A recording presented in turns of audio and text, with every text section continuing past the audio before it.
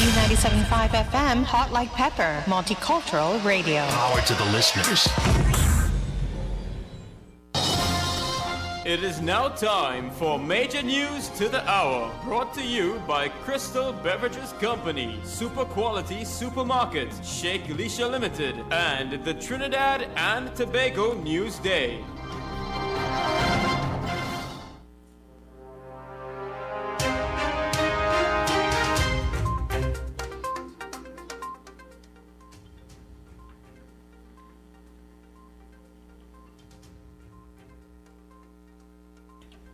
This is your 3 p.m. news update on U97.5 Hot Like Pepper Multicultural Radio. This country has recorded another COVID-19 death. This now takes the number of deaths to 12. The latest person was a male with a pre-existing medical condition.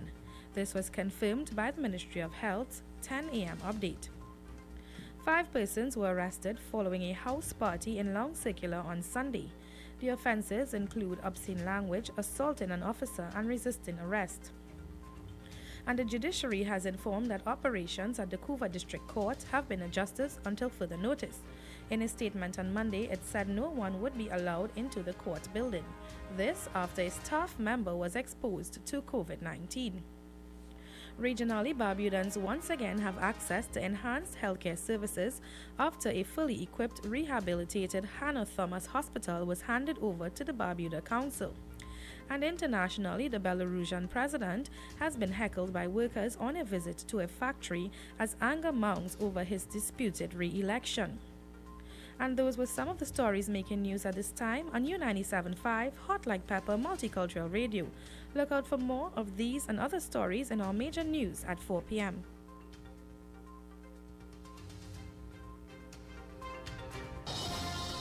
That was Major News to the Hour, brought to you by Crystal Beverages Company, Super Quality Supermarket, Sheikh Lisha Limited, and the Trinidad and Tobago News Day.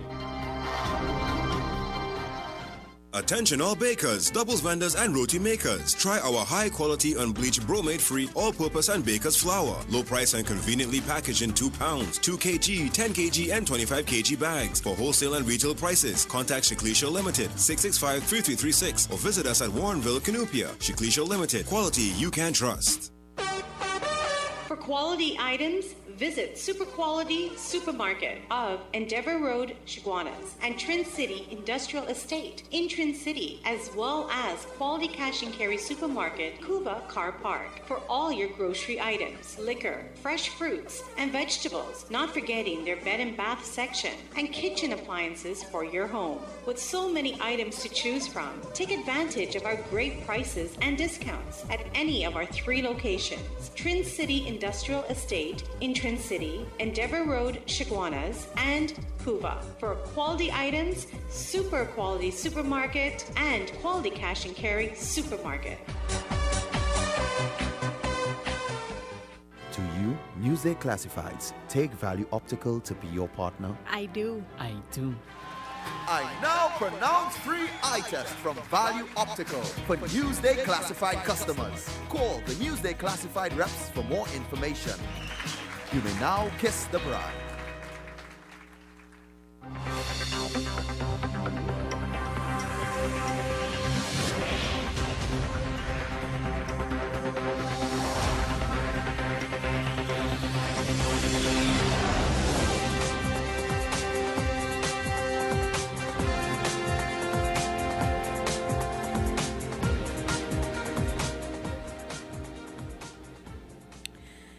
Good afternoon, Trinidad and Tobago, and welcome to Politics 2020.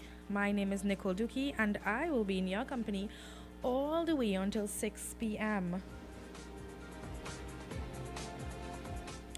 Well, today we'll be doing things a little different, and we're going to be focusing on the main topic at hand, and that is COVID-19.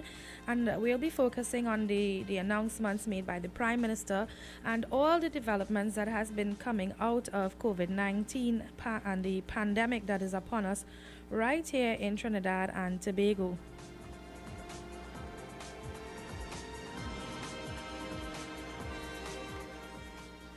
Well, as of 10 a.m. this morning, we have recorded another COVID-19 death, and that latest victim is said to be a male with pre-existing medical condition. This is according to the Ministry of Health.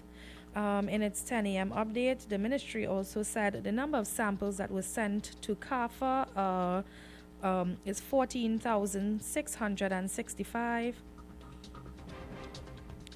Number of unique patient tests completed 12,438. Number of repeated tests 2,217. Number of samples which have tested positive at public and private facilities in Trinidad and Tobago, it's 565. According to the update, 413 persons, there are 413 active cases of COVID-19 in Trinidad and Tobago.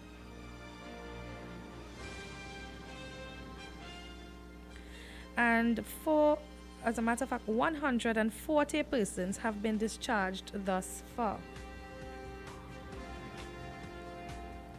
But before we continue, I want to play the announcement made by the Prime Minister on Saturday with regards to some of the changes that took effect from 6 o'clock this morning with regards to COVID-19, and it's just the government's way of trying to combat the spread of the virus, which we are at community spread right now.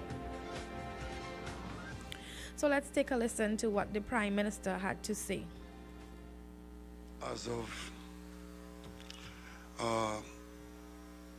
Monday morning, because tomorrow we'll put the regulations in place, so it comes into force at 6 o'clock on Monday morning. We would have all in-house dining at restaurants and bars to cease from Monday morning. Food courts and malls. So what this means is that such places will only supply purchase and take away, no consumption on premises. Yeah, take away and no consumption in these restaurants and bars and food courts and malls or in the precincts of these places, meaning that we do not want people to gather. So they can provide food stuff or provide drinks which you will purchase and take away to a non-gathering environment. So that's the first thing we'll do. So we're backing up on that. Beaches and rivers to be closed to the public again for the next 28 days. We also will close all places of worship. So we'll go back to worshiping at home or virtually. We will close all gyms. We will cease all contact sports. Water parks are to close. Casinos and members clubs are to remain closed. Cinemas are to be closed. And the authorized gathering of persons outside of the home is to resort to gatherings of no more than 5 persons. Weddings and funerals and similar sort of events, christenings and whatever, we will resort to 10 persons. Maxi taxis and taxis are to operate at 50% capacity. We will reduce the availability of travel to Tobago, restricting air and sea bridge transportation and population transportation to essentials. All teaching institutions are to remain closed until further notice. At least it is our intention to close all teaching institutions until this phase is over. And it appears at this point as though that period of closure for teaching institutions will go until December 31st. And we are consulting with the Attorney General at the moment, and within the next 48 hours or thereabouts, we will indicate what action we will take with respect to the mandatory use of face masks.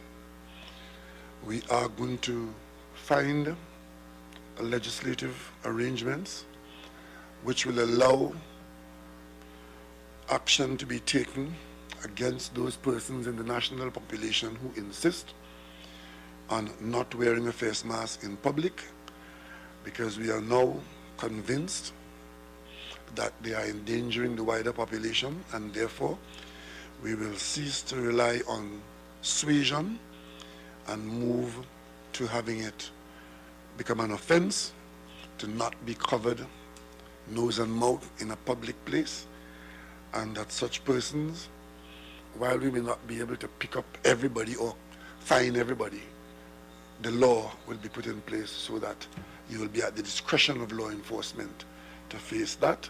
Of course, you can avoid it completely by simply doing what we've been asking you to do for 3 months.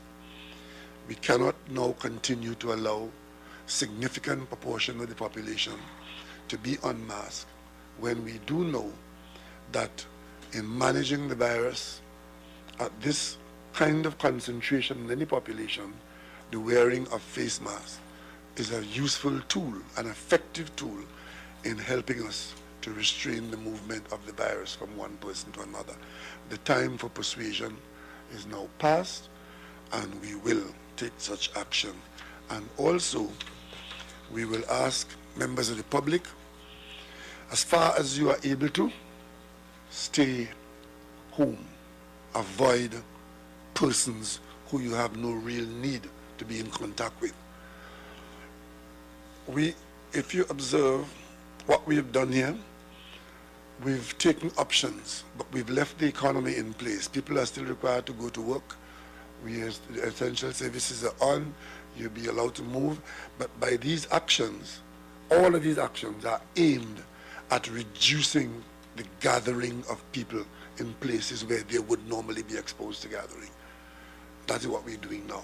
We've looked at the whole spectrum, and we've determined that these are the actions of the population that creates congregation beyond the level that we are comfortable with, and we've taken them all out. But we've left the rest of the activities to continue, but under strict observation of the protocols as required by the Health Department.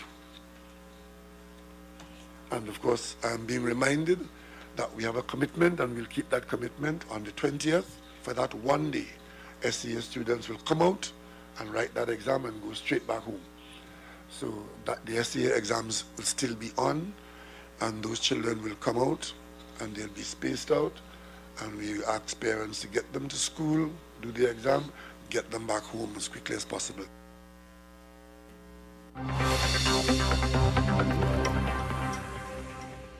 Well, there you have it, folks. That was the announcement made by the Prime Minister on Saturday with regards to treating with COVID-19 and the sudden spike in the number of cases of COVID-19 here in Trinidad and Tobago.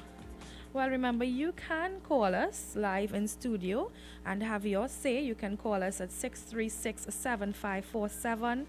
227-5739. You can send us a WhatsApp at 378-4975. You can also view us on RCLU 975, or you can check us out on Facebook at U975 Multicultural Radio. So what are your thoughts on the announcement made by the Prime Minister on Saturday?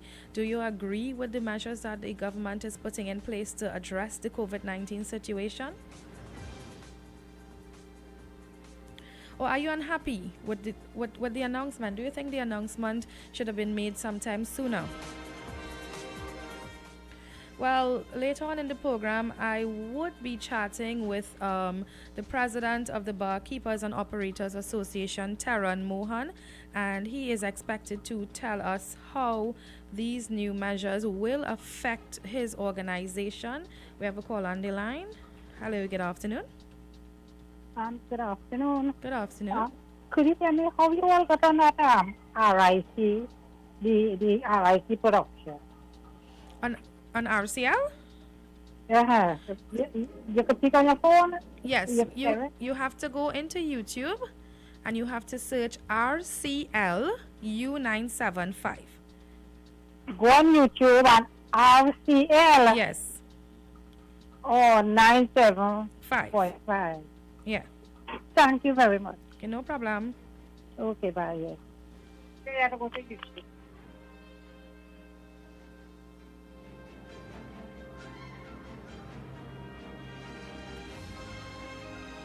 And there you have. And there you have it, friends. Remember, you can call us live in studio. Hello, good afternoon. Hi, good afternoon. Good afternoon. Call from Belmont, first time. Oh, hi, welcome. I agree with the Prime Minister doing, but he could have done more better from the beginning. Okay. Right? Everything could have, this virus, right? They didn't have to reach so much. You know, but these fellows was only studying election. Okay. They wasn't studying nobody else's life, you know? Mm-hmm. And you know, it was a wrong thing for them to do. And all these fellows only study power, and these people do study people's life. Okay, then. Thank you. All right. Well, at this time, we have to take a short commercial break, and we will get back to the program right after these.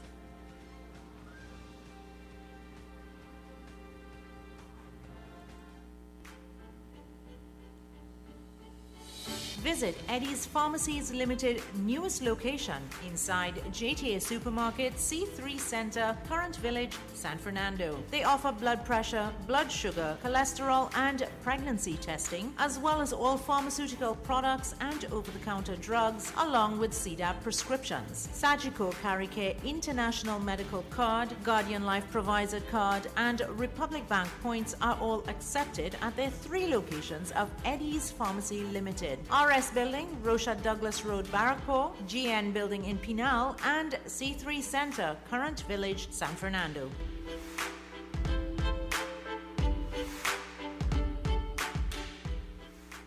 KY's Electrical Supplies Limited of Southern Main Road, Canupia, for all your plumbing and electrical supplies, water heaters, filters, and water pumps, plus all parts for Gould, Pentax, and Leo pumps. Choose from. For quality items, visit Super Quality Supermarket of Endeavour Road, Chaguanas, and Trin City Industrial Estate in Trin City, as well as Quality Cash and Carry Supermarket, Cuba Car Park, for all your grocery items, liquor, fresh fruits, and vegetables, not forgetting their bed and bath section, and kitchen appliances for your home. With so many items to choose from, take advantage of our great prices and discounts at any of our 3 locations: Trin City Industrial Estate in Trin City, Endeavour Road, Chaguanas, and Cuba. For quality items, Super Quality Supermarket and Quality Cash and Carry Supermarket. It's the talk of the town. It's Talk It Talk on U975 FM, Monday to Thursday from 6 to 9 p.m. So join me, your host Mukesh Baburam, on a 3-hour journey guaranteed to take your stress away. Remember, Monday to Thursday, right here on U975 FM.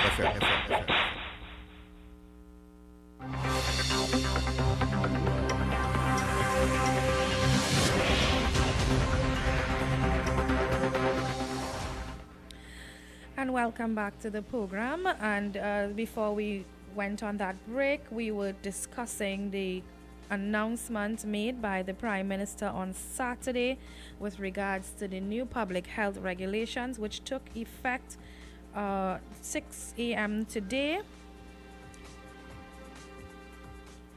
And of course, there are no in-house dining at restaurants, bars, food courts, and malls or within its precincts. Pickup remains available. All gyms are to be closed. Contact sports are to be stopped. Water parks are to be closed. Casinos and members clubs are to be closed. Cinemas to be closed. Public gatherings are limited to 5 persons. Funerals and weddings are limited to 10 persons. Maxis and taxis to operate at 50%. We have a call on the line. Hello, good afternoon. Good afternoon, ma'am. Good afternoon.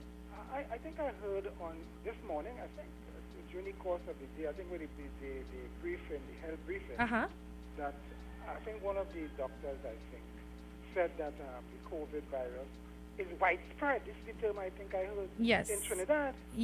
It is spread across Trinidad, yes, right. and Tobago, rather. And that is a worrying thing. It is. It is very worrying. And I'm saying, I am no doctor. I don't know if you are medical expertise. No. Right? But, you know, if I'm as a layman, months ago I've been calling the station and we discussed the question of testing. Right? We discussed, and recently I think I spoke about those are the things that I pick up from the international media, right, with respect to testing. They weren't testing. And they were finding all kind of excuses as to why they can't test everybody, and so they were very ad hoc, and they were not systematic about it. Right? I spoke on this radio here, and I think if I can see it, why the technical people couldn't see it? I was talking about these maxi taxis and the transportation where they were carrying, and people were up under each other in the maxi and all that. Yes. And the thing is spread, and that we spoke about those things. Nothing was done. And now the thing has taken, it's spiraled out of control. Or I won't say out of control, but it's spiraling.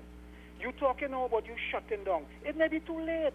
The people tell you that, and I'm no expert, they say when you get a spike, what you do, you need to be decisive, and you need to be quick. Those things stuck in my head. And those people who are expert, they trained in virology and epidemiology and all these different things. And they don't know that? I mean, something is wrong with this country. Are we a third world, a banana republic? You have 565 people now, cases that you would have had in Trinidad here, and then you telling me now about you locked up after the fact. After the thing has taken root and taken hold of this country. Yes.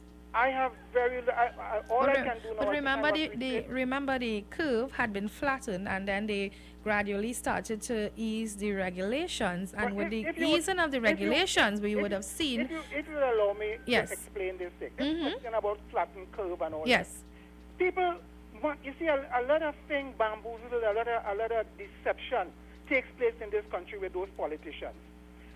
When you were bringing people from outside, those people who probably were in Canada, who in England and whatnot, all you were doing, you were processing those people. They come in, you test, you trace, you isolate, right? You put them in a step down, and they re-enter the society. That's all you were doing. Now what you have here now is community spread. And when they compared what was happening in Trinidad here with Britain and America and all, Europe and all that, and they were fooling the people and telling them, we were doing far better. No, they were doing, in addition to having to process people coming from abroad, they had to deal with the community spread. People who were traveling on train, on buses and all these different things, touching these stores and whatnot, and they were being infected. We were only dealing at that point in time. We had no community spread. And all this thing about flattening curve and all these other things, these things are deception. So people have to understand. I don't know if they take everybody in Trinidad for fools. I don't know. But a lot of people who are, sensible, they're not speaking out. And it appears to me those people, those who are in power, they get away with murder in this country. Thank you. Thank you, caller.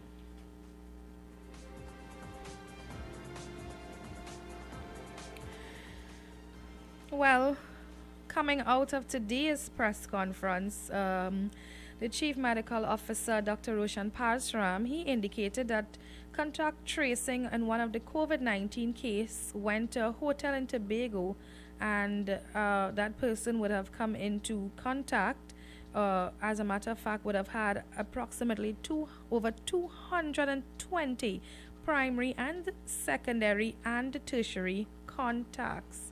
Okay, so we would have lost that call. So, ladies and gentlemen, listeners, my question today is, given the fact that what we would have witnessed yesterday at the nation's beaches and rivers and bars, what are your thoughts? Hello, good afternoon. Hi, good afternoon, ma'am. How are you doing? Hi, I'm good. How are you? I'm great. It's funny how your caller just now said 3 to 4 times he's not an expert, Yes. but then giving you an expert opinion at the end when you were trying to correct him. Yes. You know that we had to be careful with spreading fear and misinformation. That's right. All right, so I want to debunk a lot of the things that he has said. Yes, we had a flattening curve. Yes. And the only infection rate we had at one point in time was people who we brought in. That's right. When we started to bring in more people, Yes. we asked them, the government asked them to detain themselves for the 14 days. Quarantine, yes. And some of them did not do that. And some of them was feeling ill. And I don't know if they couldn't stay still, if they was twitching or whatever they was doing, they came out of that quarantine. And you would have saw in the news where the doctors came out and said some of them are not being truthful with the symptoms and in terms of giving them the information to contact and the contact tracing. So it's us as a society to blame for this community spread. I would have listened to a lot of people, but the community centers outside there, people are not going to be tested. They are, and it will have a phobia because you're not sure if it's the testing itself giving you the errors. So some of us would be afraid to go and test. But there's anyone with a community center could go and get tested. It's just we need to overcome that fear and go and get tested. But the doctors are recommending, if you have those type of symptoms, if you feel agitated, feeling sick, you feel ill, go and get tested. Necessarily, you don't just have to run out and be tested out of fear. But if you're ill, go and test and make sure you detain yourself, you quarantine yourself for the 14 days. And that is what we need to have the discipline in. If we do that, we would protect our elderly. If we do that, we will protect those with preconditions. If we do that, we will protect those who would have born with a heart disease or some kind of situation.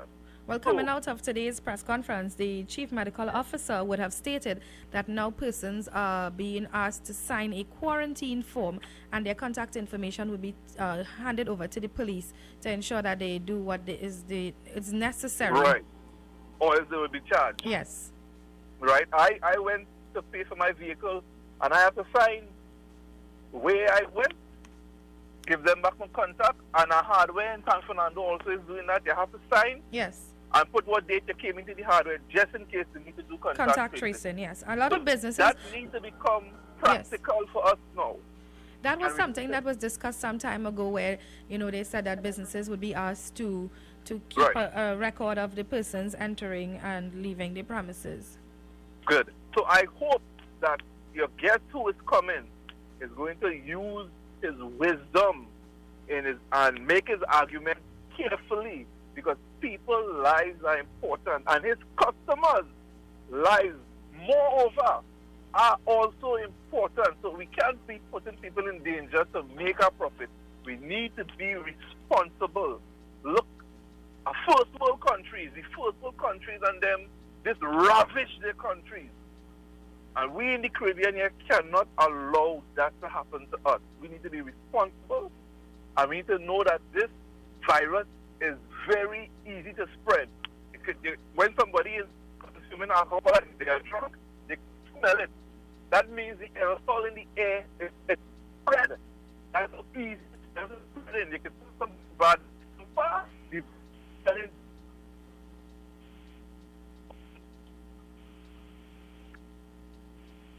Okay, I think your reception is, wherever you are, the reception is not picking up properly.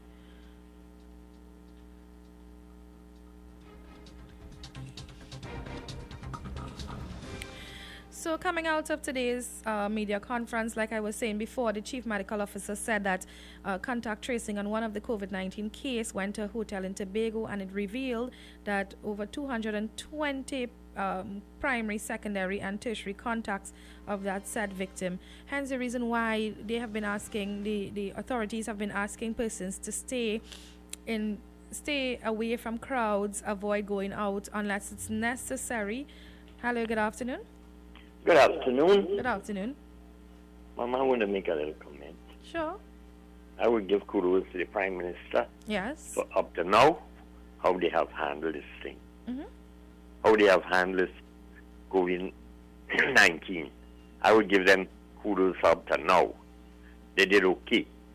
Now, the problem is this. You can't blame the government for everything that is going to happen from now. Blame the people. There are a lot of them I seen today without no mask and all that stuff. And they're endangering my life and other people's life. The police need to step in and step in as quick as possible. Charge them about $1,000 and jail some of them too. Because the people don't know how serious this thing is. Huh? This is very, very they are serious. taking it for granted. Yes, they say that's what they're doing. They're playing on the brink. That ain't gonna happen till God is that Trini. Mm-hmm. Yes, God is that Trini. We're going to get a lot more before this thing boils down a little bit. We're going to get a lot more because we stupid Trinidadians. Thank you. Thank you for that. Well, at this time, we will take a short commercial break and be right back.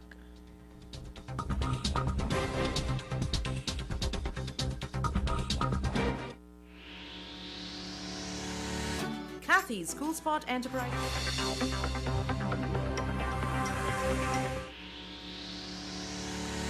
Kathy's Cool Spot Enterprises Limited, number 86 Pearville, opposite the TSTT Exchange in Mayaro. We specialize in all types of meats, dry goods, liqueur, beverages, ice, LPG, gas, motor oils, stationery supplies, and photocopying. We also provide rentals of tents and chairs for your every occasion. Come in and take advantage of our specials at reduced prices on liqueur, wholesale, and retail. We are open every day, even on public holidays, for your convenience. TT Post services are available here at Kathy's Cool Spot Enterprises Limited of number 86 Pearville, Mayaro, where our friendly staff will be happy to serve you. Greeted in the wonderful name of Jesus. My name is Bishop Kelvin Khan from Endurance Ministry International. Our new location is in Railway Road, Londonville. You can tune into 97.5 every Sunday morning. Attention all bakers, doubles vendors and roti makers. Try our high quality unbleached bromate free all-purpose and baker's flour. Low price and conveniently packaged in 2 pounds, 2 kg, 10 kg and 25 kg bags. For wholesale and retail prices, contact Shiklisha Limited 665-3336 or visit us at Warrenville, Canupia. Shiklisha Limited, quality you can trust.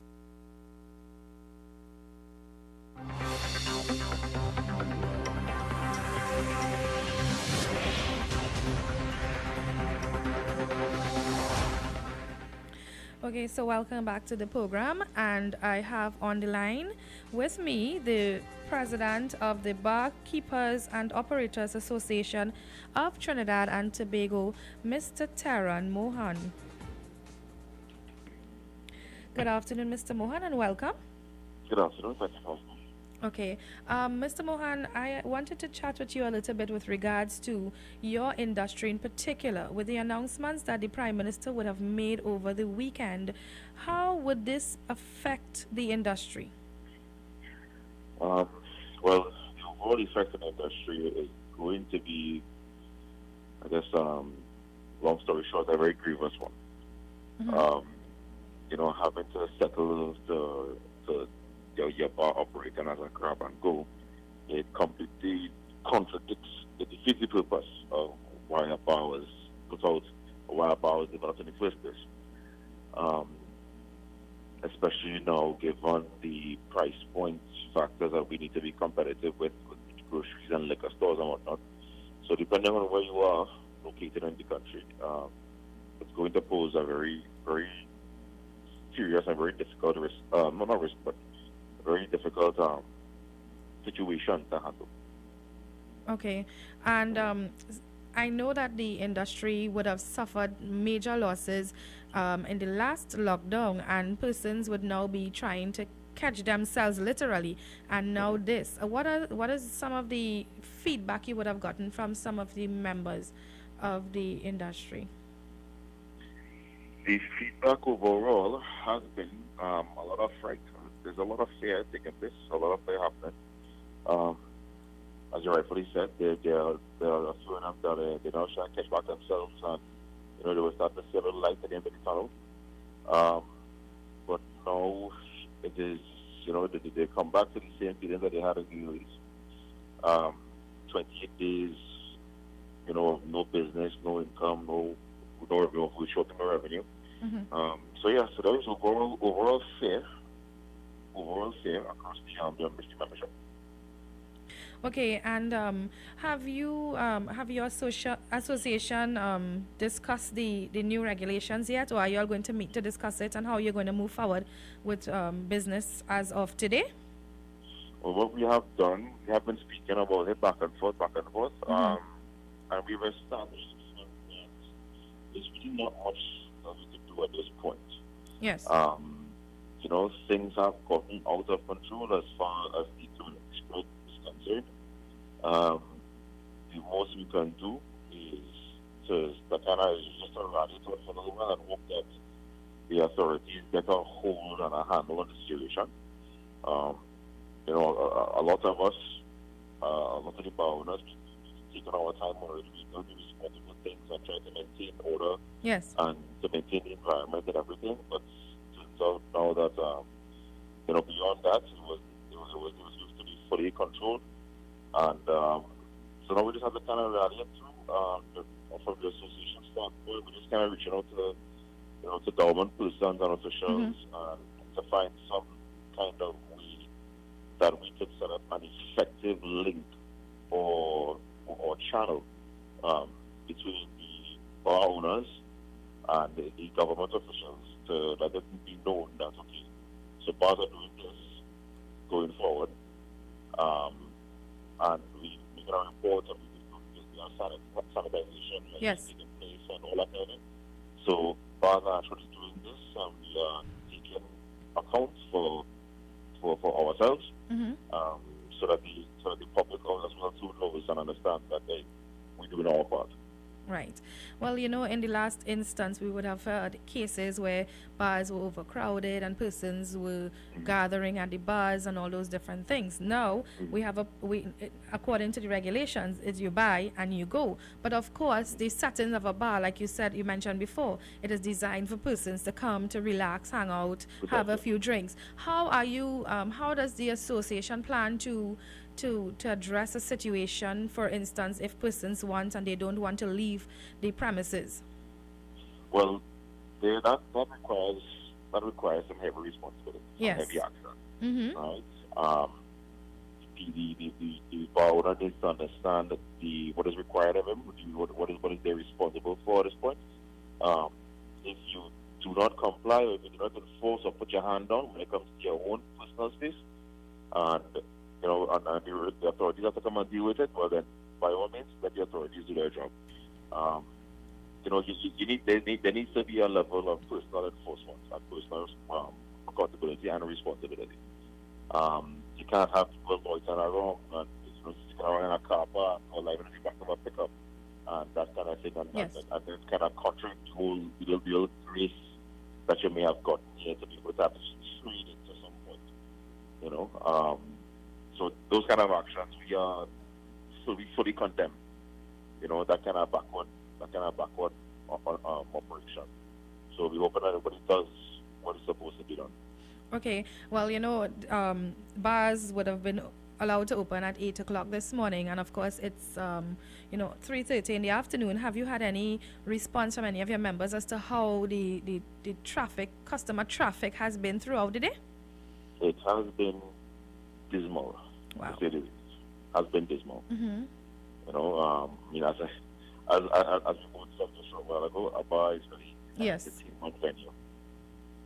So and especially now based on that, some people will have to be rolled back in their wages as well too, and that has also been affecting their income. What is to stop a person from just saying, hey, the bar open, but you know what? I can get my stuff cheaper at the grocery, I can get my stuff cheaper at the mart. So seeing as I need to watch my pocket a little more closely now, then better just go to the grocery and that. Right. So you have that factor there that is hanging over that. And it's a reality. Okay, well, I just want to thank you very, very much for your time this afternoon, Mr. Mohan, and I want to wish you and your association all the best, especially in the coming days. I know it's going to be a very tough one for you, and it has been a tough one in the past with the last lockdown, and let's just hope that, good sense prevail. Thank you very much. Okay, thank you.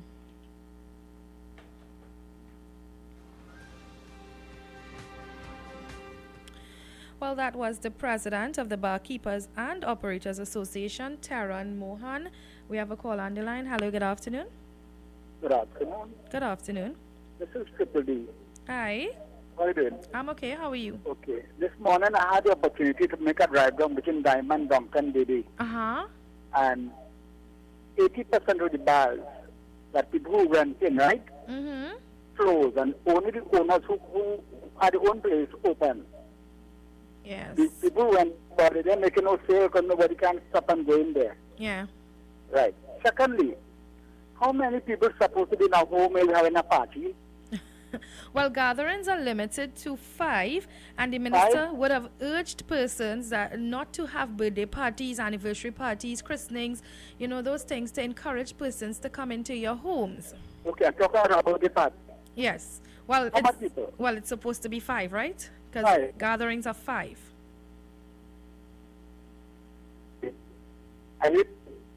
Hello? Right. I didn't know that happened in Dede. Mm-hmm. This man has 14 children. Together his wife and him like 16. Yes.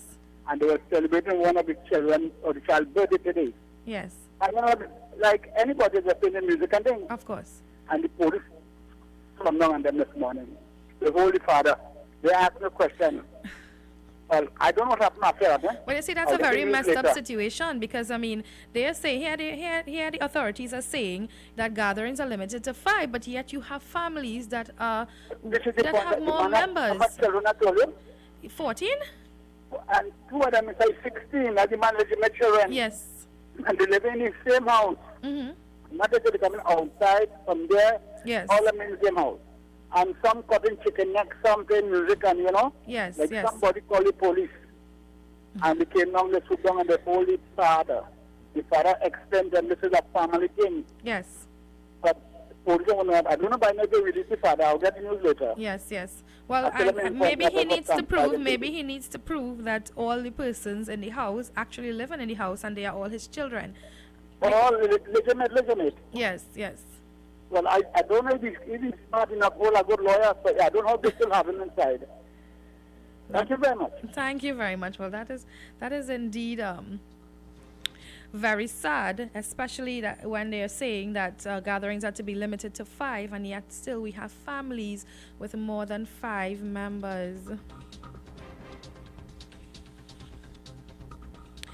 Well, hello, good afternoon. Hello, I just heard that caller. Uh-huh. If the man have 14 children. Yes. And then he has his wife and himself. Mm-hmm. Now, some people can't remember good. What about you when in the police station when he went and it's all right, they hear the name of your children and he can't remember what happened to him? That is happening. I am sure he can remember the names of his children. No, man. This is a kind of old person like me. I can't remember everything. Well, all right, thank you. Okay, thank you very much. Well, according to one of our previous callers, the bars in the South Trinidad and Davie in particular are very, very, they're closed. Some of them are looking dismal. And of course, Mr. Mohan would have mentioned that a lot of them are reporting that the sales would have slowed. A lot of persons would have chosen to buy their alcohol at the supermarkets, so even at the liquor marts, where they will pay less money for these items, given the fact that they can't sit at the bars to enjoy their beverages.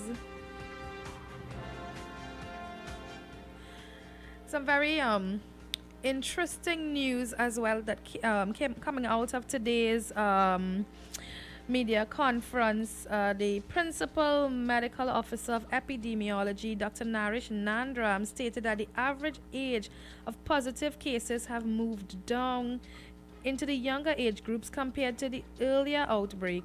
Earlier in the our COVID-19 outbreak earlier this year, of course, you would have seen persons of age 50, 60, 65 and above, they were the ones who contracted the virus. Now we're seeing that females between the age of 35 and 39, very, very frightening young persons, females, and and he said cause for concern, males between the ages 25 and 29 are contracting the virus. And according to his suggestion, this is only because of persons not adhering to the public health guidelines. Well, at this time, we will have to take a short break and we'll be right back.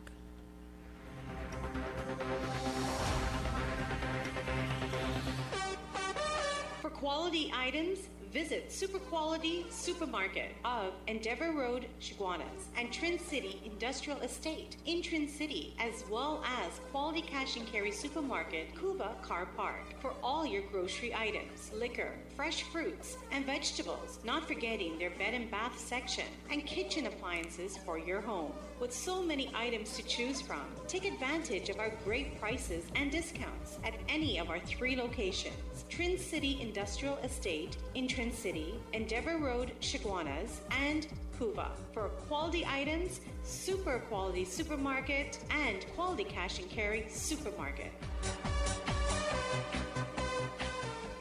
Attention all bakers, doubles vendors and roti makers. Try our high quality unbleached bromate free all purpose and baker's flour. Low price and conveniently packaged in 2 pounds, 2 kg, 10 kg and 25 kg bags. For wholesale and retail prices, contact Shiklisha Limited 665-3336 or visit us at Warrenville, Canupia. Shiklisha Limited, quality you can trust.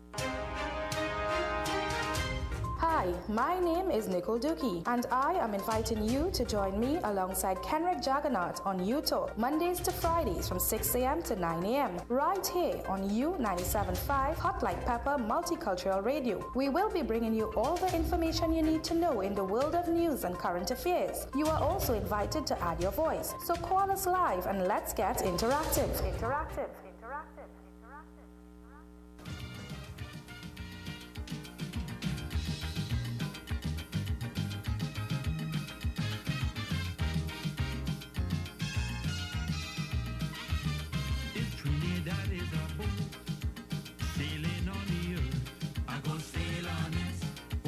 I go sail on it.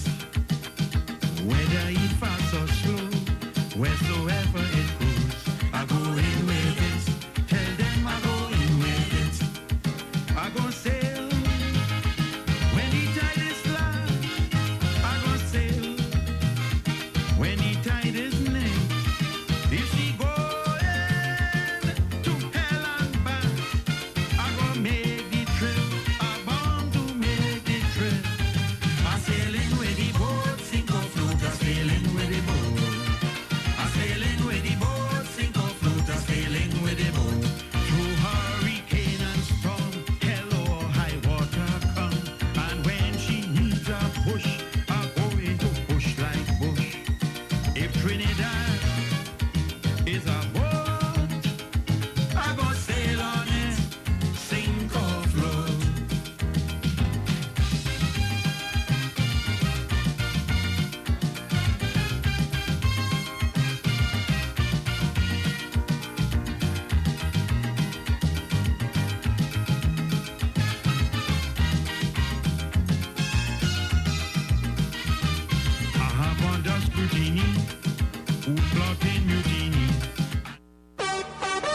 For quality items, visit Super Quality Supermarket of Endeavour Road, Chaguanas, and Trin City Industrial Estate in Trin City, as well as Quality Cash and Carry Supermarket, Cuba Car Park, for all your grocery items, liquor, fresh fruits, and vegetables, not forgetting their bed and bath section, and kitchen appliances for your home. With so many items to choose from.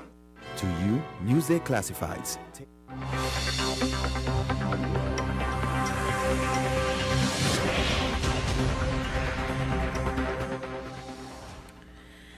welcome back to Politics 2020. Of course, we're doing it with a difference today, and we are discussing the main topic at hand, which is the COVID-19 pandemic, which is affecting Trinidad and Tobago.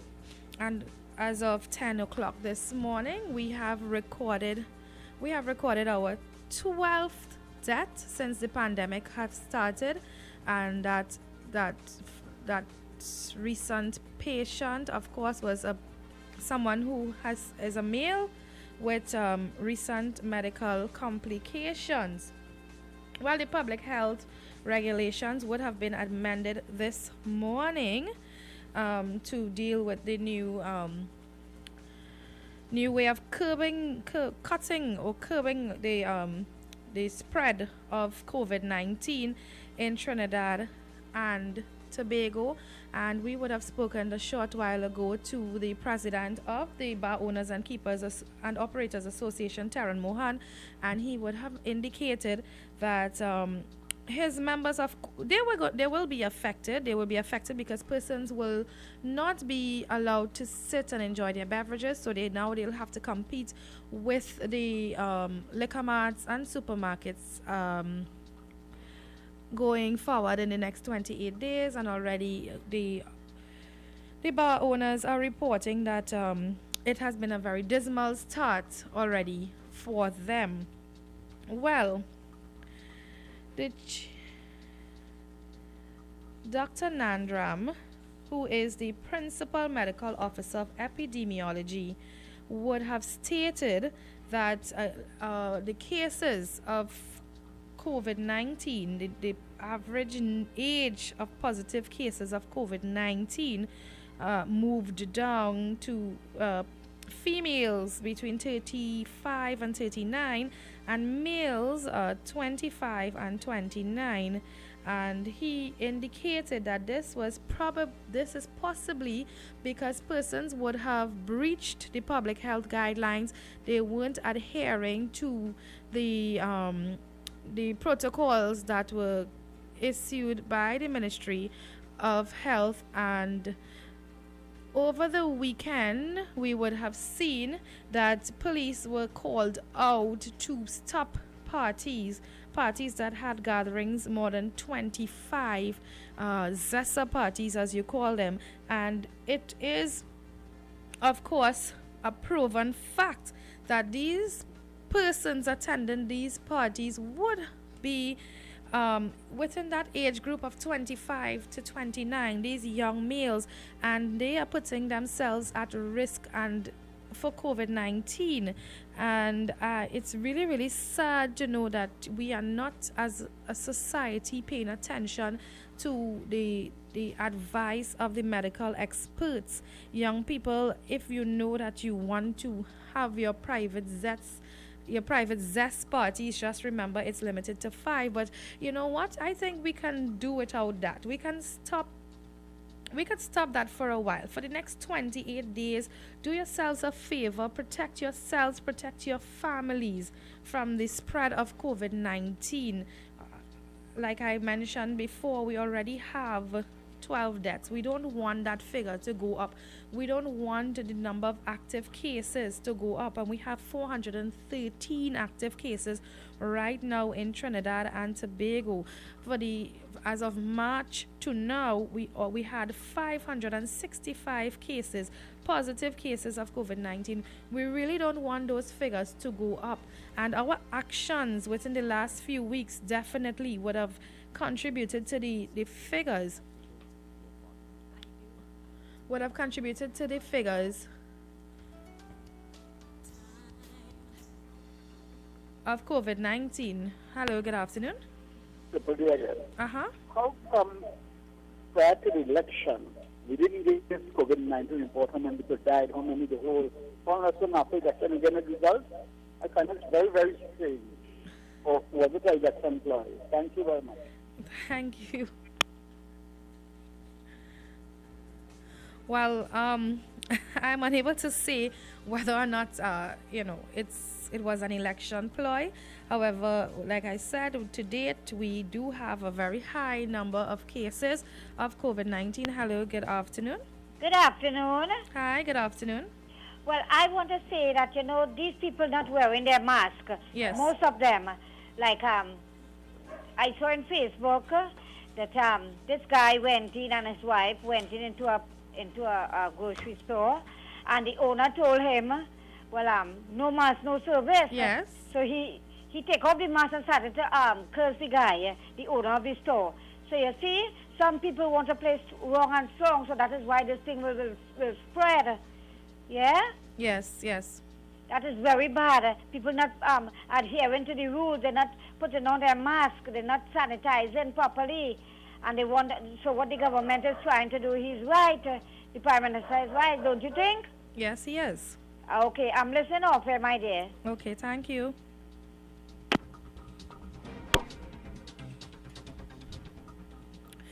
Well, the Prime Minister, the Chief Medical Officer, rather, he stated today that legislation is being drafted for persons to wear face masks. Hello, good afternoon. Good afternoon, Nico. Good afternoon, Trinidad and well, I know that the government of the day is trying to get the laws in place for this wearing of this mask. Yes. It will be a very hard, difficult task for the Commissioner of Police to have his officers now be on the lookout for people who are not wearing masks, because when you look at the resources that will be put into this, it is going to be a strain on the Trinidad and Tobago Police Service to be manning crime, keeping law and order, and now trying to convert people to wear a mask without even giving, our officer was trained to be calm and peaceful. But there are many people in this country who will not abide with it. Yes. Look, let me give you a story that happened to me a little while ago. I came home. I went to my hardware in my community here, which is just about a minute drive. And before the hardware, there's a bar. I don't want to call the name of the bar. Yes. Nicole, the bar owner is selling the beers, and the people is outside of the compound. Under the start sign, the umbrella shed? Yes. On the compound, sipping their beers. And I'm telling myself, where are the police who are patrolling the community? Where are the police?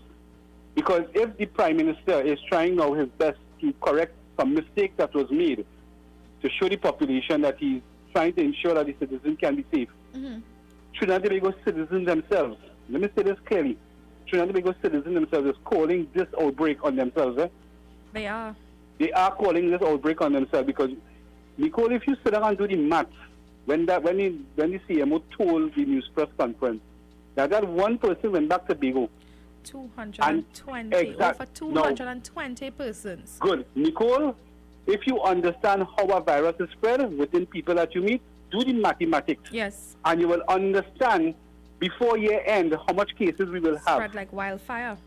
Exactly. Now, how can you control that? The only way you can control that, according to Dr. Rowley and the government of the day, and I say the government of the day because it was elected back, right? The only way you can control this, and Trinidad and Tobago citizens will have to feel the brunt, if the country has no money to support pandemic relief, we will have to shut down. Dr. Rowley said that. Yes. So listen, all of them who enjoy beach time yesterday and enjoy river and party and fet and even by the bar, because yesterday when I went to the Goshen, I watched that same set bar. It was about 75 to 80 men drinking among themselves, having a good time. Yes. These are the people who will come out and protest and say they have no money. The government had to give them pandemic relief. But listen, you cause it upon yourself to be in this situation. So I'm not blaming the government for what they are doing. I want the government to shut down this country and let the same set people and them who went to rivers and beaches and pubs and lime and enjoyed themselves yesterday and Saturday, let them protest and say they want money for pandemic. Do not give them none. You know why? They call this upon themselves, Nicole. They call this upon themselves. And me and you and everybody else who are adhering to the laws that the government set, and even the Minister of Health, we are following it. Because these people who don't want to follow it, these are the ones going to cause us to suffer. And you know what's going to happen? They are the ones going to cry out and say they have no money in their house, they can't buy food. But look at them over the weekend. Them same people, over the weekend there was ravishing with beers and alcohol and whatever you name it. Even I saw a video with a man in Valencia River. Some people cooking food. Yes. And he went up and they give him food and they're boasting. They're boasting. But they know what they're boasting for, Yes, that's but right. Hear what Larry, I have to cut you because I have to take the 4 p.m. news now. Go ahead, later, no problem. Okay.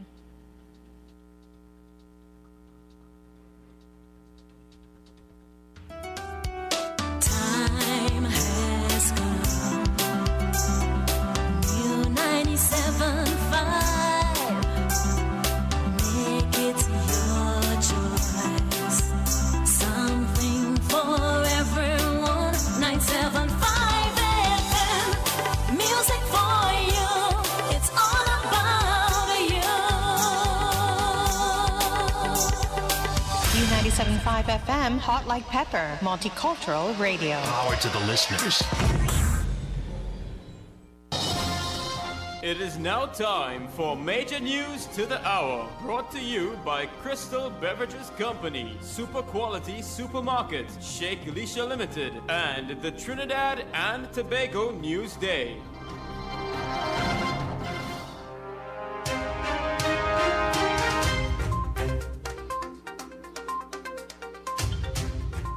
This is the 4 p.m. news on U97.5 Hot Like Pepper Multicultural Radio. I am Nicole Dookie. Good afternoon. This country has recorded another COVID-19 death. This now takes the number of deaths to 12. The latest person was a male with pre-existing medical conditions. This was confirmed in the Ministry of Health 10 a.m. update. Meanwhile, 13 additional people have tested positive for the virus, 9 from Trinidad and 4 from Tobago. Health officials are today saying that doctors and nurses are the last line of defense in the fight against COVID-19. This comes as citizens are told that it is their responsibility to protect themselves against the virus. Principal Medical Officer of Health for Epidemiology, Dr. Naresh Nandram, made this statement at today's media briefing.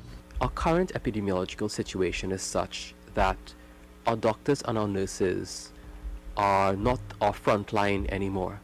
They are our last line of defense. This fight has now moved into everyone's homes. People need to take responsibility for their actions, and they need to wash their hands and social distance and wear their masks. The front line of the COVID-19 battle is now in the hands of the public of Trinidad and Tobago, and persons need to be responsible not only for themselves but for the persons around them. Dr. Nandram said recent data has shown there is a shift in the age group of persons contracting the virus. The take-home message really is that the average age of persons affected by COVID has shifted down into the earlier age groups as compared to where we were early on in this outbreak. Very early in the outbreak, because of the majority of persons coming in from cruise ships and that sort of thing, the majority of cases that we found were in the older age groups. But now what we see is that the average age has dropped significantly into the younger age groups. He also said it was worrying that young men between ages 25 and 29 are contracting the virus. The majority of cases in females occur between the ages of 35 to 39, and for males it's younger than that. It's the 25 to 29-year-olds that where most of the cases occur. And that's very concerning, and perhaps that's correlated to adherence to the public health guidelines, and that's something that we need to address. Operations of the Couva District Court have been adjusted until further notice. In a statement on Monday, it is said that no one will be allowed into the court building.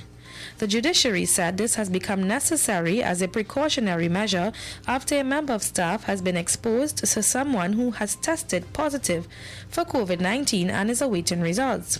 It noted that while the staff member has not been confirmed as COVID-19 positive, the usual precautions for this level of exposure have called for the current course of action. The judiciary added the sanitization of the facility will be conducted and there shall be no in-person hearings or activities. Virtual court hearings will continue. In some other news, the recent track record of the United National Congress as it relates to elections is a possible sign for the party to change leadership. This is the sentiment of one political analyst. Dr. Winford James made the statement during an interview on national television this morning. If the party cannot take office, and if Mr. Prasad Bissessar keeps losing, he has lost everything since 2010, everything. General elections, local government elections, by-election, all. It is perhaps time to change the leadership, for the mantle to be passed on by somebody else to save the party. Because that's what is done. How else might she be removed?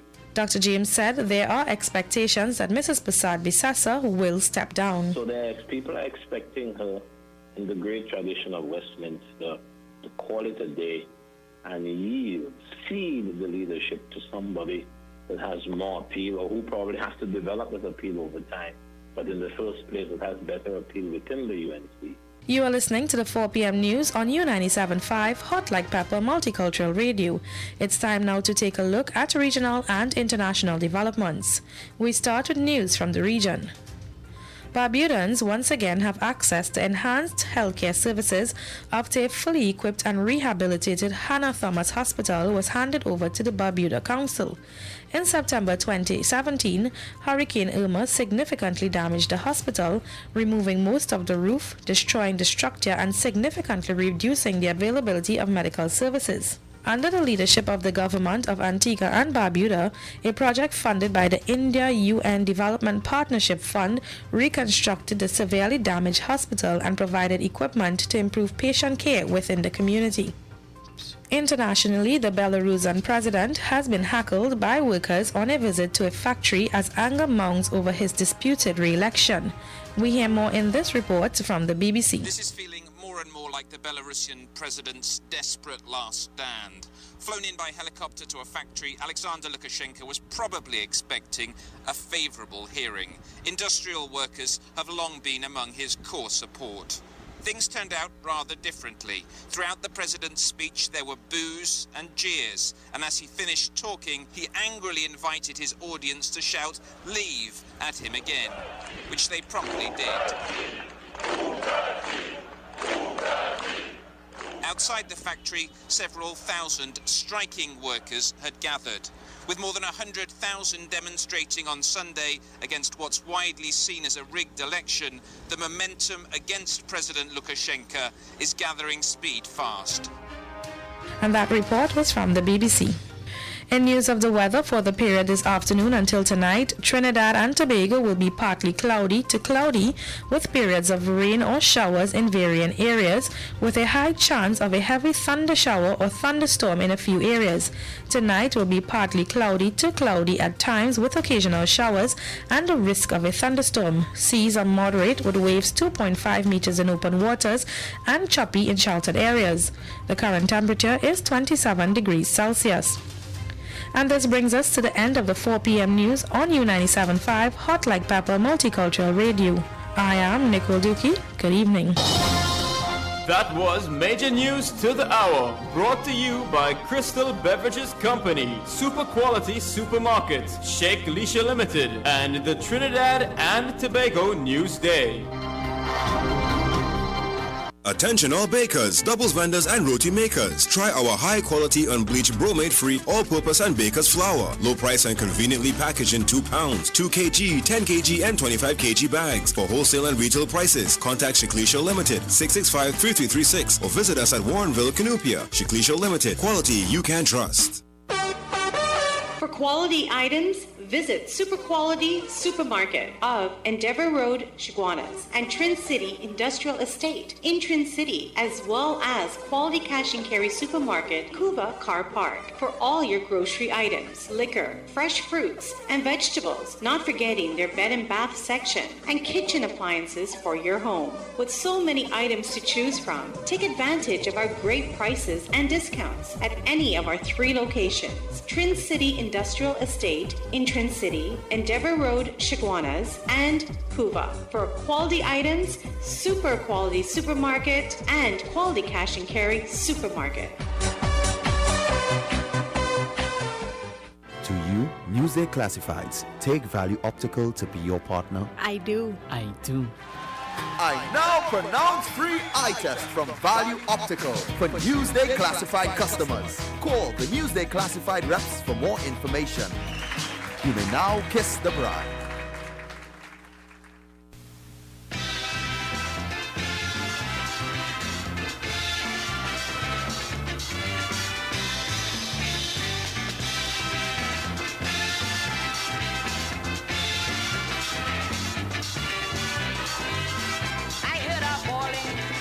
Somebody crying. I just couldn't imagine what was happening. I saw this old lady running, calling out to see neighbor Ram sing. Never, never, come on, Lord, me house on fire. And if I hear she fire, fire, in she wire, wire. Ay, ay, ay, oy, oy, oy.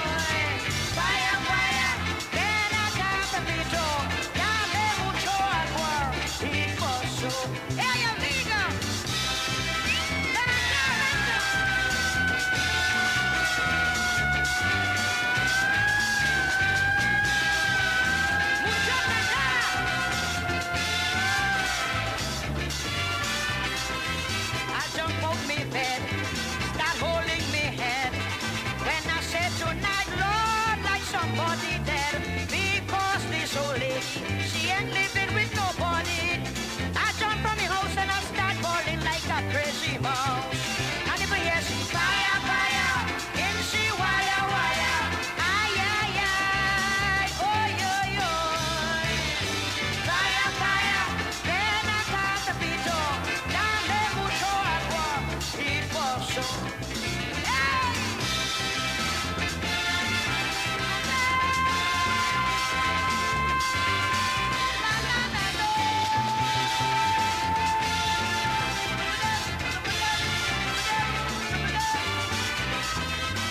me neighbor Ramsing, he came running. We thought it was a joke because we didn't see no smoke. She falling for murder, Ramsing. Where is your ladder? Unveil the hose and let go the water towards me fire. And if we hear fire, fire, in me wire, wire. Ay, ay, ay, oh, yo, yo. Fire, fire, ven acá, Pepito. Dame mucho agua y gozo. Hey, amigo.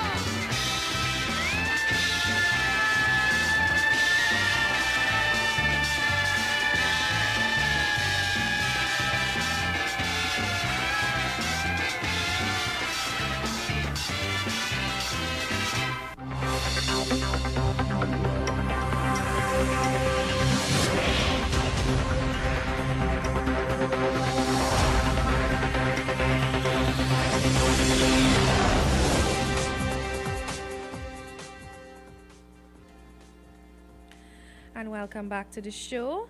And before we continue, I just want to update you a little bit on what's happening on the outside. I am seeing street and flash flooding ongoing in several areas. The St. Augustine area, particularly on the east-west corridor, St. Augustine area, Orapun Gardens area. I am seeing the skies where I'm at are looking very dark on the outside. And of course, the Trinidad and Tobago Met Office would have issued an advisory with regards to the weather conditions, and of course they're saying that we can expect partly cloudy to cloudy conditions with periods of rain or showers in varying areas and the high chance of a heavy shower or thunderstorm in a few areas. Tonight will be partly cloudy to cloudy at times with occasional showers, and the risk of thunderstorm remain. So citizens, you are advised to exercise caution, extreme caution, especially on the road. And if you know you're living in areas that are so prone to flooding, then you need to take the necessary steps to save lives, to safeguard your property, your personal belongings.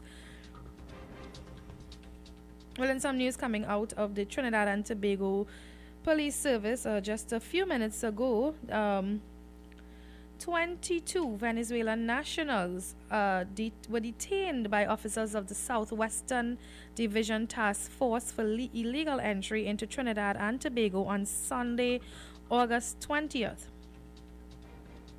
During the exercise, officers received information that a boatload of Venezuelan nationals was seen walking from the Palo Seco beach and were heading to the St. James Street areas. The officers acted on information and checks were made, which led them to the arrest of 22 illegal immigrants. We have a call on the line. Hello, good afternoon. Hey, Joel, how you doing? I'm all right. It's good to hear you always, man. Oh, thank you. You know, listening to even to that report that you're just talking about here, Uh-huh. it makes you wonder what exactly was being done in closing the borders of Trinidad and Tobago. What exactly was being done? What was being done? Yes. You had a Minister of National Security with his condescending way of responding to people. Our borders are closed. We have everybody looking on. We have our defense force. We have those of the national security apparatuses in order. Yet, you have showing persons who are illegal immigrants coming forward. You can, and this is where I would say there's no way I cast any blame on the Trinidad and Tobago Police Service. Yes. This is totally on the Ministry of National Security, where you, the Minister of National Security, boasted prior to August 10th, we have done everything, our country is fully locked down, those are persons who are coming through it, and you are telling me, how is it that these persons are coming through? It is ridiculous at the end of the day. But yet, on August 10th, the people of Trinidad and Tobago decided to bring back these fraudsters, these persons who knows nothing. And I say to you, the people of Trinidad and Tobago, don't say nothing. Take it and say thank you. You have now community spread. Yes. How long that was going on when we were saying there was community spread, where you had a Minister of Health who's saying there is no community spread. I have been talking to CARFA. But yet, the people of Trinidad and Tobago on August the 10th said, you know what? This government doing good with COVID. This government is COVID-19 to scare people from staying away from the polls. This government, you all got a government you all deserve. And you know what I say? Well, let's take that and swallow it. I am ashamed of Trinidad and Tobago. I am ashamed of the people of Trinidad and Tobago. Kamala Persad-Bissessar, I say here, I fully support, stand with her. Kamala Persad-Bissessar is really and truly the Prime Minister of Trinidad and Tobago that we deserve. That we deserve. You took back a man who called the nation all sorts of things. This man who said, we are in for hard times. I agree with him. Those hard times are the People's National Movement. Where the masks, Nicole? Where the masks is supposed to get? Where the light bulbs is supposed to get? Huh? I know you're seeing where children are now forced to go to schools without all sort of things. And imagine the audacity of the Ministry of Education telling people, well, you know, you gotta come with you gotta extra laptop. Ridiculous. But on August the 10th, you, the people of Trinidad and Tobago, decided, you know what? We will vote the PNM. It is ridiculous. Shame! Shame on the people of Trinidad and Tobago. And I will always be, and I will stand by the United National Congress and my political leader, Kamala Persad-Bissessar. You're got a government that is damn well deserved. Take that, and let me hear all you know. Flooding happening all over the place. Let me hear all you. Ridiculous. Okay, thank you very much. Well, at this time, we have to pause for calls, another commercial break, and we'll be right back. Greeted in the wonderful name of Jesus. My name is Bishop Kelvin Khan from Endurance Ministry International. Our new location is in Railway Road, Londonville. You can tune into 97.5 every Sunday morning from 6 a.m. till 8. Tell your nanny and your nana, your chachi, your chacha, your grandpa, your grandma. We need to pray for our nation. God bless you. Thank you.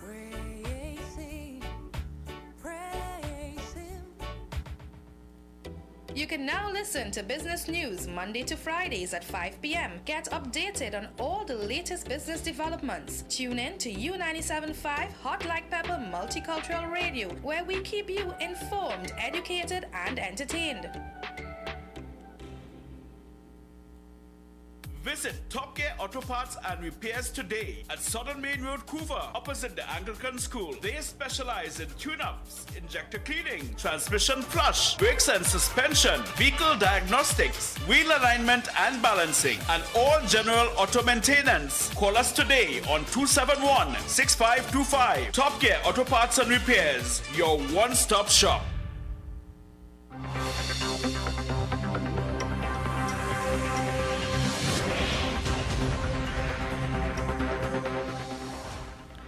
And welcome back to the program, and we have a call on the line. Hello, good afternoon.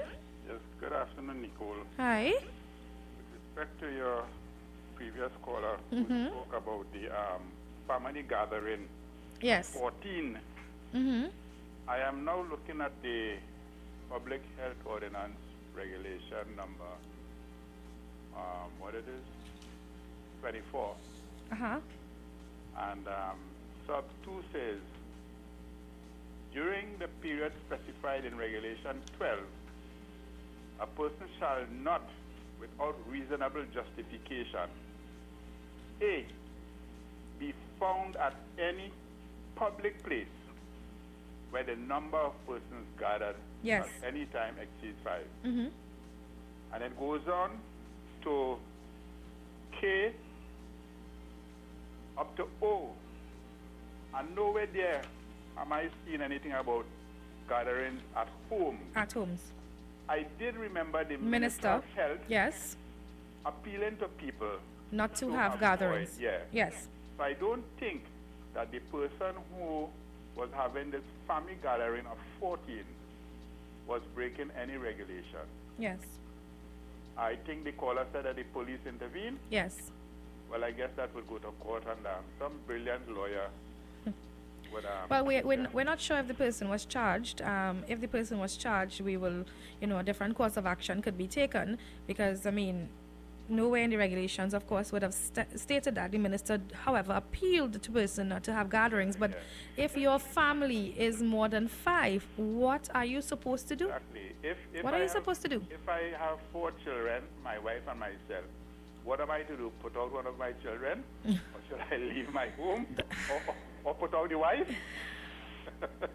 This is the thing. And it has been happening quite a while now. Which I would want to say the ignorance of the police, but as you say, we don't know if the person was charged. Yes. But I guess some more, I think there's a lawyer who usually calls in the program. Mm-hmm. He's associated with the UNC. I think some should make some time and call and clarify the situation first. But as I say, I'm reading from the regulations here. Yes, yes. Well, I have the regulations in front of me, and I'm looking as well, and I'm not seeing anything like that. So... that is something that's something we need to look further into. You see, apart from persuasion, I think the police are being a little more give me a good word for that. I think that they were unreasonable in a case like this, given the fact that if they were told that this is one family, same household, same children, same parents, why would you want to even intervene? Is it because they were, unless they were charged for something else, or he was detained for another reason? Of course, that is something that we will have to find out. Yes. Okay, I just thought I should try and bring that to the listenership attention. Yes. Okay, there. Okay, thank you.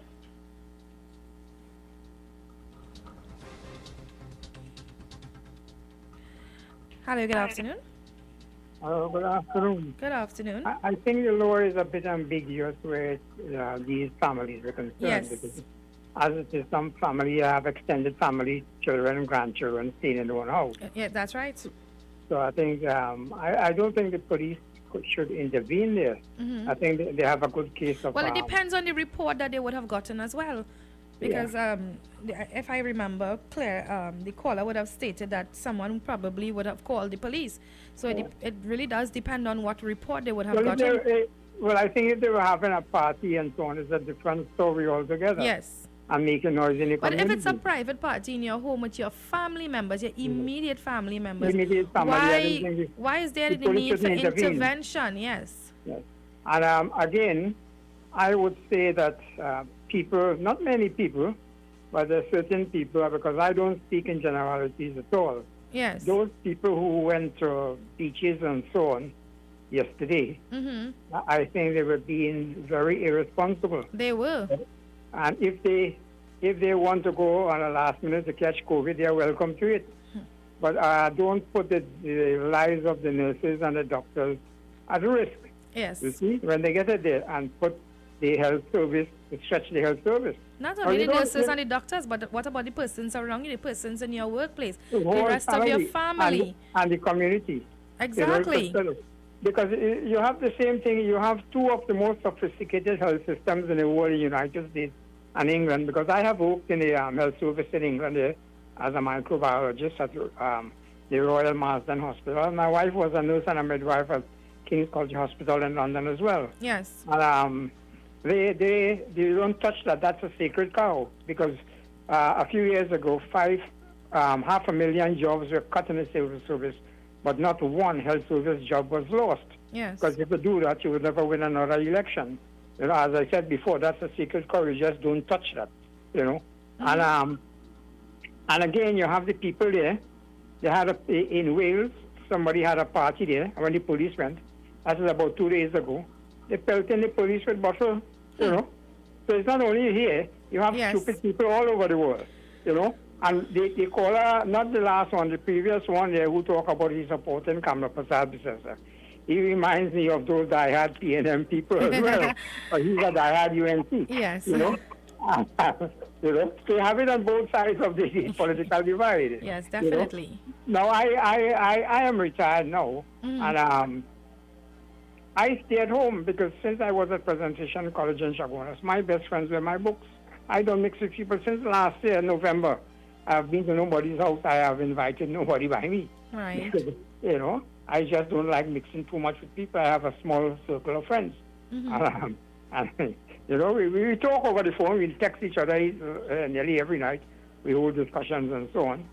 But and the last time I went to a beach just before I went to Britain to study, I was 21 years old. I've never been to a beach then. Because if I spend half an hour on the beach, you could bet the last dollar that my skin will peel off in a few days' time. Wow. And let me state quite categorically, many people are castigating Kamla Prasad Bisesa for saying sunlight kills COVID. Now, that is partly true.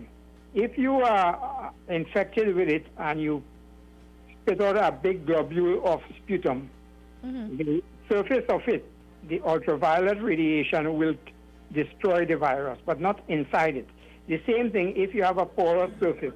The virus inside the porous surface would not be affected. It's only on the top surface will happen.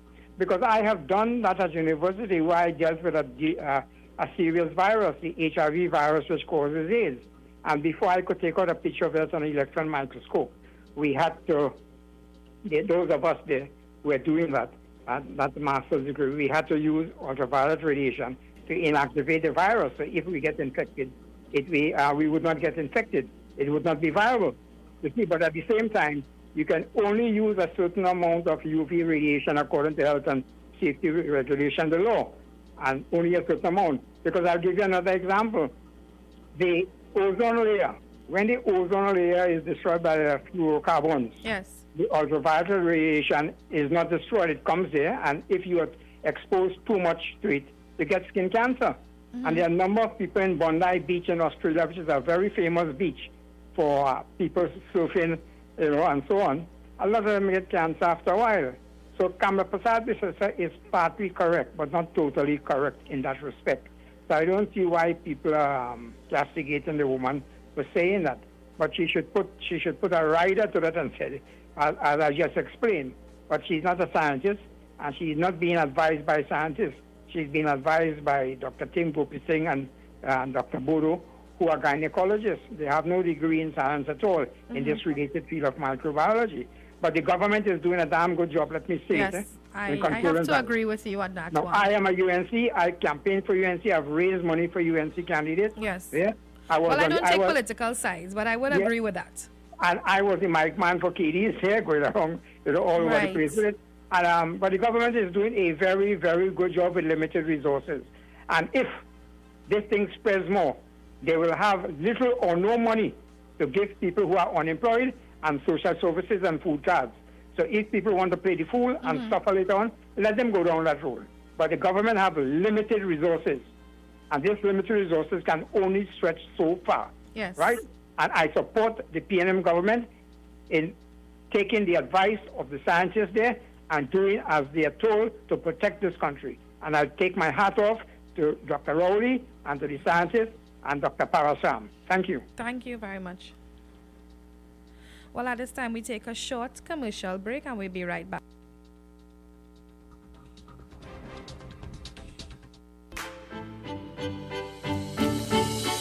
Visit Eddie's Pharmacies Limited newest location inside JTA Supermarket, C3 Center, Current Village, San Fernando. They offer blood pressure, blood sugar, cholesterol, and pregnancy testing, as well as all pharmaceutical products and over-the-counter drugs, along with CDAP prescriptions. Sagicor Carry Care International Medical Card, Guardian Life Provider Card, and Republic Bank points are all accepted at their 3 locations of Eddie's Pharmacy Limited. RS Building, Rosha Douglas Road, Barraco, GN Building in Pinal, and C3 Center, Current Village, San Fernando.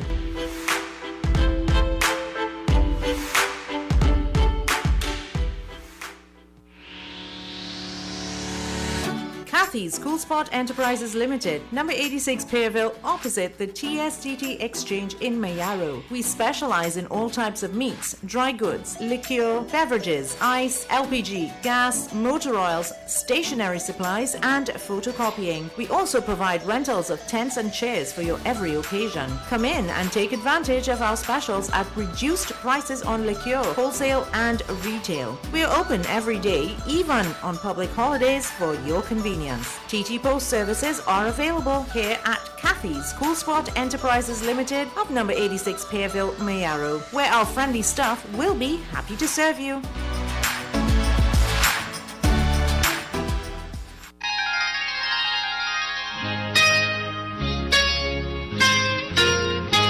This is Samaru Ramu inviting you on a journey down memory lane with enchanting songs on the program Nightline, Mondays to Thursdays, 9 p.m. to 12 midnight. Let your heart sing along with the music on U975 FM, Hot Like Pepper, Multicultural Radio.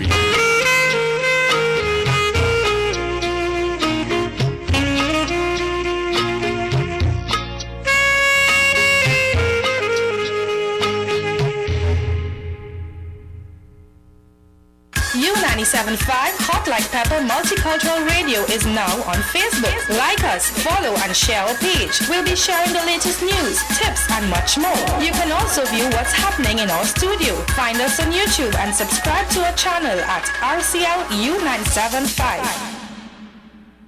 Gosh, boy, I can't wait to go home now. Stuck in traffic again, Hare Bapri. Well, guess what?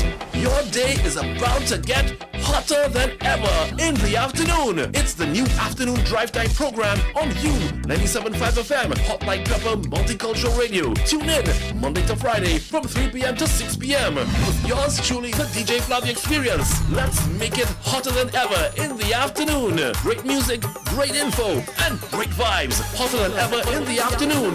Monday to Friday, 3 to 6 p.m. on U97.5 FM, Hot Like Pepper Multicultural Radio.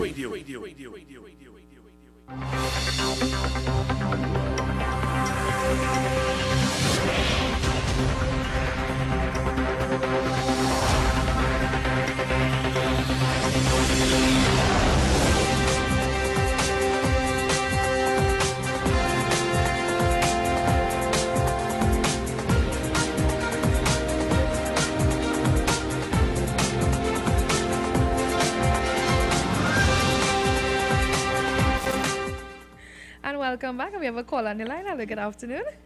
Yeah, good afternoon. Good afternoon. The person was talking about with the family of 14. Now, that now, this is what is revealed to us, but we're not sure if that is true. We're not sure if that all those posters are really living there. Right. You see, because what kind of place that he will be? That's a place like the Red House. What about these people? What about their families? Yes. How they could be living there? Maybe they gather there for that purpose, just to hold the party, right? And they give it, but when the police come, they use that as an excuse. Wow. That people are living there. You see, so so we have to wait until that information is revealed properly to understand what's really taking place. Yes. Well, you see, that's the thing with us as Trinidadians. We are so much of a lawless society that we find ourselves doing so many different things out of the ordinary, you know? Yes. But I mean, we can't say this is what the information that we have is that it is the man's children and they were having a party amongst themselves. That's only something that they have to confirm, not us. No, well, the question involved is that they know that that would be unlawful. Yes. Right? They know that. So they would not reveal to the police, yes, well, they are living here. I mean, they would reveal to the police some kind of excuse. Yes. And the main excuse would be, well, these people are living here just like a family, right? But we're not sure if that's what we hear in his eyes too. So we have to wait until then. Yes, we have to wait to see. Before, yes. Right? He is a P&M stooge in disguise. Thank you very much. Okay, thank you very much for that call. And we're still on the topic of COVID-19 and the new regulations that were placed into effect today. And I saw that the beaches in Tobago are also closed. Hello, good afternoon. Afternoon. Good afternoon. This is, I don't know your name, but I know you got the front row. It's what? I don't know your name, but I know you got the front row for the program. It's Nicole.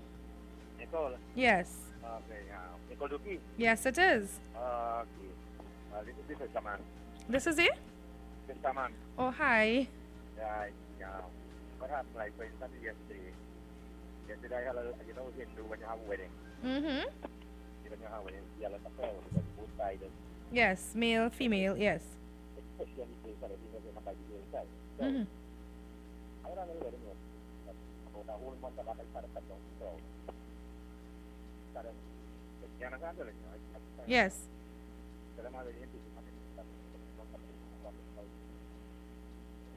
Boy side had it what they come about roughly 25 people. At some of the road, we did the cover and they tell I tell them kind of speak out all the time now. That was next sport. And I don't know, we need to be family. And a couple of hours like but on the place was there. I thought it's like 4 family. Yeah. Some of them go to the market all of a sudden. And all banana guys testing like 7% of their ideas. So, I mean, I had to say a lot of people that really have nice started when I had to pull it off. Yes, yes. Then you have to do what you take into the side and very experience. Yes. That's what I'm on. I did work up here, right? So I just want people to know, do not take this thing for joke. That's right. It is a serious thing. But I just didn't think I did it public, and I just tried to like away from the crowd. I tell them for a little bit, and they get us, you know, they want to make the guys, I'm going to do something, you know, they get the guard up to get us, so I get up there, hello? Yes, yes.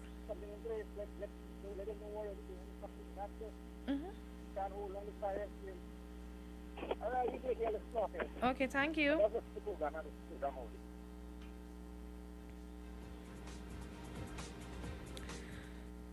Well, we have another call on the line. Hello, good afternoon. Good afternoon, dear. Good afternoon. I've been listening quite intensely to everybody. Everybody seems to have a good view. One thing I want to mention here is, where is Mr. Garcia? I would like to have this station send out a SOS and find him and give the kids back their computer because they have nothing to do. And some of them are poor, they can't buy one, so please do something about it because 3 to 5 years from now, we would have a lot of delinquent kids about. Please. Thank you. Thank you very much. And that is one of the challenge a lot of parents, like myself, we are having with our kids being out of school. They once in their minds, once they're out of school, they don't have to pick up the book and they don't have to do any practice at all as it relates to schooling, and so they're basically in vacation mode, and that's one of the challenges that we are having. And with this COVID-19 and children not having, more than likely will not be going back to December, I really don't know what will happen with most of these children in these schools. Well, I was mentioning to you that a number of beaches in Tobago would have been closed today. The Division of Tourism, Culture and Transportation stated that the following beaches would be closed from today, Monday 17th August 2020, until further notice, and these include the Mount Irvin Beach Facility, Castara Beach Facility, Palatuvia Beach Facility, Bloody Bay Beach Facility, Charlottesville Beach Facility, Speyside Beach Facility, Kings Bay Beach Facility, Fort Granby Beach Facility, Store Bay Beach Facility, and Pigeon Point Beach Facility. Of course, food shops and restaurants will remain open. Please note that only curbside takeaway services will be allowed. As of today, Tobago has recorded 21 cases of COVID-19. 3 of those patients were transported to Trinidad, and there are 14 active cases in Tobago. So you see, the COVID-19 is not sparing anyone, any island, any particular person. We are in a pandemic, and we need to exercise the necessary caution that is needed to protect yourselves and family from this virus. It's here and it's not going away. While the Ministry of Works and Transport wishes to remind members of the public that licensing offices are currently being operated by an appointment basis only. So if you need to go to licensing's office, you will have to make an appointment. The ministry launched a new online booking system to facilitate the adequate social distancing and crowd control measures for public safety.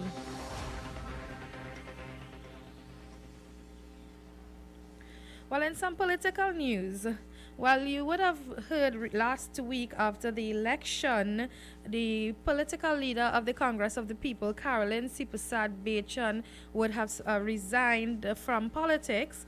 And, well, today we are seeing Kirk Sinnett being chosen as the interim political leader of the Congress of the People.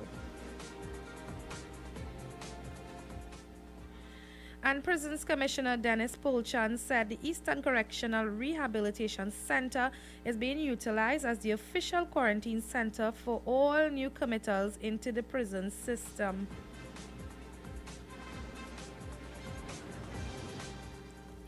As mentioned before, the adverse weather alert has been extended to tomorrow, Tuesday, 18th August, and therefore citizens can look forward to some rain throughout the course of the afternoon and into tonight. If you know you are living in areas prone to flooding, please take the necessary precautions. If you are on the road, drive safely, no speeding, especially when the roads are wet.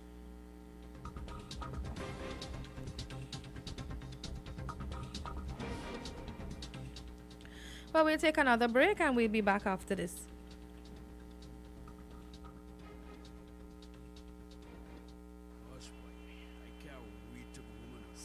Traffic again, Hare Babri. Well, guess what? Your day is about to get hotter than ever in the afternoon. It's the new afternoon drive time program on You 97.5 FM, Hot Like Pepper Multicultural Radio. Tune in Monday to Friday from 3 p.m. to 6 p.m. with yours truly, the DJ Flavia Experience. Let's make it hotter than ever in the afternoon. Great music, great info, and great vibes. Hotter than ever in the afternoon. Monday to Friday, 3 to 6 p.m. on You 97.5 FM, Hot Like Pepper Multicultural Radio. KY's Electrical Supplies Limited of Southern Main Road, Cunupia, for all your plumbing and electrical supplies, water heaters, filters and water pumps, plus all parts for Gould, Pentax and Leo pumps. Choose from leading brands such as Cooper, Varma, BT Sino, Leviton and General Electric. Call 665-6954 for more information. KY's Electrical Supplies Limited of Southern Main Road, Cunupia. Hi, Hi, my name is Nicole Dookie, and I am inviting you to join me alongside Kenrick Juggernaut on U-Talk, Mondays to Fridays from 6 a.m. to 9 a.m. right here on U97.5 Hot Like Pepper Multicultural Radio. We will be bringing you all the information you need to know in the world of news and current affairs. You are also invited to add your voice. So call us live and let's get interactive. Interactive.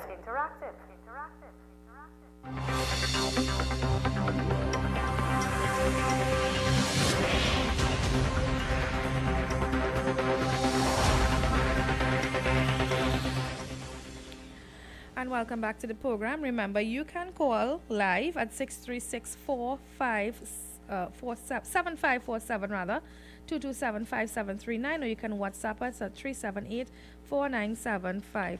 Hello, good afternoon. Good afternoon, Ms. Dookie, it is, right? Yes, it is. Yes. I hear on your newscast earlier on there that analysts saying that Kamala should resign.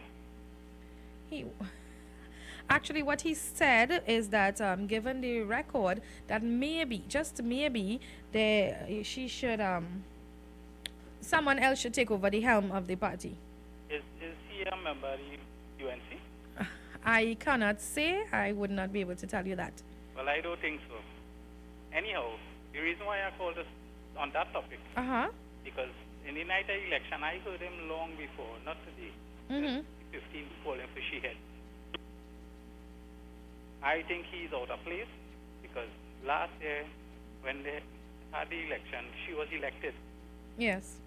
And these are strong PNM people, Wilford James and them. And you know, in the days when PNM used to select the leader, you never to say that. It's the UNC who started this, elected the leader. And Kamala is an elected leader. Yes, she lost. In this time, right now, after election, the members are like myself, UNC leader members are licking the wounds. And he are out of place to be asking for Sheehan. Anyhow, on the night of election, I saw him on CNC3. And he grinning to say she should leave because she never win Dr. Rowley. This is what his words is. And he just want to say a woman never beats, you know? Yeah. In my mind, he's a chauvinist son. Think that a woman should be leading. I think he's very wrong because the PNM really didn't put out a manifesto to say that this is what it's going to do. The people elect the PNM. The UNC had a plan and they was working with a plan. They rejected, the people rejected. So he have no place to say, if the people want nothing, they should do that. But the members didn't say that. Anyhow, the UNC is having their next election next year. Yes. And them have the say. The members have the say who they want and who they want. So this is why I call to say he is out of place. Thank you very much. Okay, thank you. Hello, good afternoon. Hello, good afternoon. Good afternoon. I'd like to make a contribution on this platform. Sure. I think Kamala Bissessa is a very strong and powerful woman. I think she's extremely bright. She's a teacher, she appreciates education, and she respects poor people.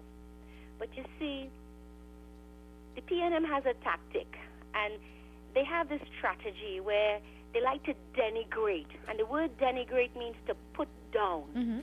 Put down women. They love to do that, but they only put their certain women on a high pedestal. And they love to denigrate Indian people. I'm saying this not to cause any kind of insurgency or anything like that. Yes. I'm saying this because I've experienced this in Trinidad. And I feel like the PNM plays dirty politics. Always dirty. What they do, the Prime Minister is doing exactly what Eric Williams did. He said, I don't want to be a Prime Minister. I don't want to run for election again. Eric Williams did that many times. He would back off and say, me, I want to run, and then he would come back out and say, yeah, I elected again, yeah. The problem we have here is we have no respect for women. Kamala Bissessa is an attorney, a teacher, a mother, And she really, if she does anything to help Indian people, she will help all the black African people in this country. Because when you are the prime minister, you don't pick and choose racial groups. It's a blanket all over the country. Everybody benefits. When she gave Indian students computers and laptops, every African person benefited. But you see, the PNM is very selective because they have the 1% where they need them. And the 1% have the PNM exactly where they need them. It's all about power. When Kamala Bissessa said the Prime Minister was an Oreo, you know what she meant? She meant he cared about the 1% in Diego Martin, in Maraval, in Port of Spain, in Westmoreland. And look at the map of Trinidad. Where does the mass poor people live? We are scattered in the yellow districts. I want to tell all you something. Politics and psychology, you know, it's all about the power of persuasion to make you hate a group and support another group. That's what the Ku Klux Klan did. And the white supremacists and the Nazis. And the Prime Minister plays on that. He feeds on it. When he talks to his constituents, he tells them, look at Kamala. She treated all like monkey. She wanted to give all her bananas. She have a little black girl running on the beach. I saw those commercials and I never got it.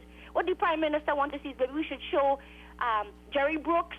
Maybe we should show all the rich PNM people in board membership making millions of dollars. Jerry Brooks was making $70,000 a month serving on boards. 70,000! Isn't that astronomical for a board membership? All these state enterprises have board memberships and they do nothing. They have not helped lift poor people up. I drive today and the roads are a mess. Illegal trucks. We have no way station, and poor people, you have to stay quiet and cower on the side. Let me tell all this something. You see what's happening in Belarus? Mm-hmm. People moving and protesting. You see what's happening in Chicago? What's happening all over the world? Let me tell all this something, They can't play this game any longer. It has to stop because we have to demand better education and better fundamental rights. And I do believe that this election was rigged. I say that because the Prime Minister did a snap election. And he spent years on his platform campaigning. Every time he got on television, he was campaigning. You know that the Prime Minister is like a chameleon. And if you listen to him today and he gets on the podium now, he's like, yeah, everybody, I'm a nice guy. But when he gets into his constituents in campaign mode, he talks to us like we're animals. That is not a leader. You unite people. You bring people together no matter what their race and creed or class. You bring them up. And if we have poor people, you try to say, well, we're going to help the poor people. We're going to lift them up and let them rise up. But the Prime Minister doesn't do that. He's got his goat farm, his sheep farm in Tobago. He can retire tomorrow. His business is going on right now. How could a poor man from nobody become so rich overnight? And then he points to Kamala Bissessa. And he says, you know what? She's a crook. She's a drunk. That is what they think of us. I wonder what Angus Stewart thinks about all the Indian people because we drink it in rum shop. I picked up The Guardian and every picture I saw was an Indian person drinking, going to the beach. I don't like that. Because you know what they're doing? They're vilifying us and dividing us. I think Ms. Bissessa is a very smart person. I think she has some people around her who don't see what we are seeing. And they're misguiding her. And she needs now to take some time and reflect. Ms. Bissessa, if you're listening to me, please take some time and reflect. And forget about Pandey. Pandey finished and done. What I want to say to you is this. You still have some years left in you, and we still have time to change this country. But it will take a major movement. And it starts with you and your message to the people who are poor in this country, because those are the poor people you want to reach. You don't want to reach the rich people because they're going to throw money at you and they're going to want a contract at the end of the election. You don't want to go to the gangs. You don't want to go to anybody else. And we could clean this country up. $94 million in marijuana was in this country. $94 million. Went into a big cargo container up there in Charlieville. Let me tell you something, You see, marijuana, the Prime Minister will play that game with all the poor Rastafarians and all the poor people who want to grow and maybe sell it to pharmaceutical because we know it works. Every day we read about different things. And that is the only business right now. It's making headlines in Germany and all over the world because cannabis is selling. I'm not taking a lot of time, but what I want to say is this. People, wake up and let us ask the real questions. We want jobs. We want to be safe. And if our people want to go on the beach on the last day, let them go. We never brought this virus here. Poor people didn't bring this virus here. Rich people did. They're flying in and out. Our poor people live in shanty towns. And they never get on a plane. So many people have never been on an airplane in their life. And we have people flying every day in and out, going from Nigeria to some other country, and then they come back here.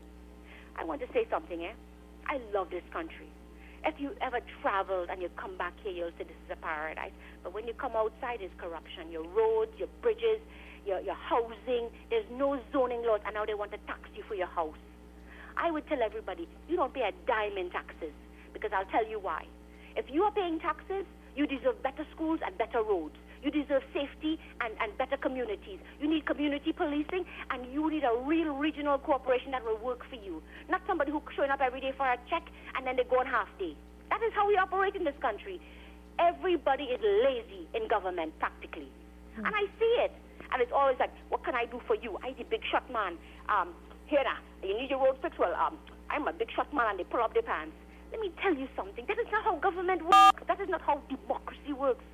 Democracy works so everybody gets a fair play. It's all a meritocracy. And I say to you people out there, let me work together. And I tell you something, the PNM isn't going to help you. They're going to destroy you because they're all about money. Thank you. Thank you very much. Hello, good afternoon. Good evening. Hi. Yes, good evening. I'm calling from Bukau. Uh-huh. Do we have time to talk on the radio? We have 3 minutes before the top of the hour. 3 minutes. All right. Yes. I'll finish way before that, because in that call I take about 10. One problem with that. Yes. People are entitled to talk. Yes. All right. You know, usually the lost a cricket match, you blame the umpire. The man a bowl good. They wouldn't say the captain had put the right bowler to bowl. Right? Usually when you lost a football match, they say the man on the linesman didn't do it good, the referee went bad. When you lost an election, he beat the thief. If I have been hearing this in Mr. Pandey days, in Mr. Manning days, in Mr. Rowley days, what are these politicians doing to see to it that the EBC do not steal the election from anyone? I personally believe the election was never stolen. I worked in that thing as a presiding officer, woman officer, clerk, I do all these sorts of things. If the representative for the area have somebody in that office, and when the people come to vote, they underline you and they put the number of vote. Then they have a guy who will come and pick up, or a woman who will come and pick up the amount of vote and carry it to the leader, carry it to the member of parliament. How can you steal the election? You have a record from 6 to 6. When we are making excuses for things that we are not doing right, we would continue to do it wrong. I personally had a member of the UNCA. I was a life member too. I don't know the truth, but I renew my membership. And I am saying that if you lose once, you lose twice, you lose 3 times, you lose 4 times, that you say about Pandey, you lose more than 4 times, you also should go. Let's get the next leader. We might do worse, we might do better. Let's try someone else. Because usually you would see this in all sorts of things. Ms. Kamala Prasad is the one who says 2 terms for a politician. She already passed those 2 terms. She did not fix the fixed date for election either. The manifesto is a promissory document. Not one of them would take it to Parliament to make it a legal document. You know why? It is beneficial for them when they're in the air. These 41 politicians who run in this country only care about themselves. I repeat, the 41 politicians who is running this country cares about themselves. They don't care about nobody. But they would promise you things that would never, never, never materialize. It would continue to be so. It would never stop. I think it's time for Mr. KBP to go. Otherwise, we would remain in opposition from now. Mr. Manning said to Mr. Pandey, so long as he was there, I would always be here. Same thing Rowley would do. He would always be there. But I think that Rowley says... Okay, well, I'm going to have to cut you now. We have to take the top of the hour. Thanks.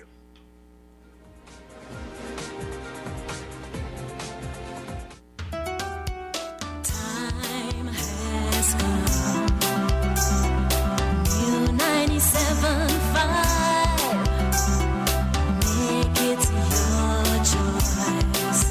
Something for everyone. 97.5 FM. Music for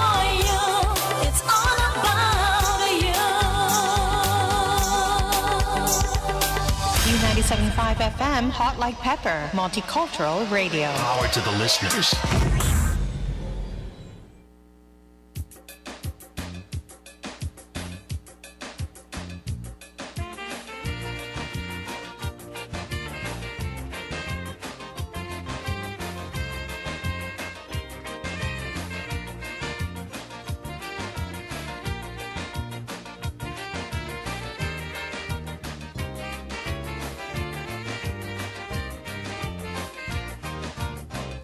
Some people in the world today don't realize that worries don't pay. Plenty people in the world today don't realize that worries don't pay. Resting the worries upon your shoulder, only bringing you older and older. These wicked things them people does do. You don't realize you have worries too. Tell them to never ever worry. Don't mind how things looking hard. I said to tell them never ever worry. Don't mind how you're suffering bad. Never ever worry. What I'm saying is true. Always consider somebody suffering more than you.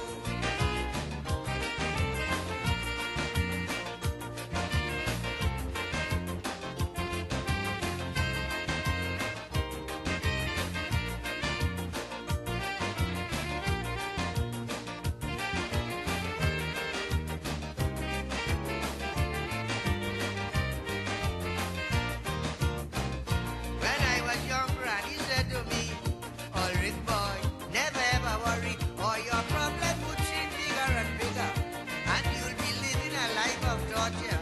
She told me as a matter of fact, to fling all my troubles behind my back, keep in touch with the Almighty, for guidance, love, and serenity. She said to never ever worry, don't mind how things looking hard. The granny told me, never ever worry, don't mind how you're suffering bad. Granny tell me, never ever worry, what I'm saying is true. Always consider somebody suffering more than you.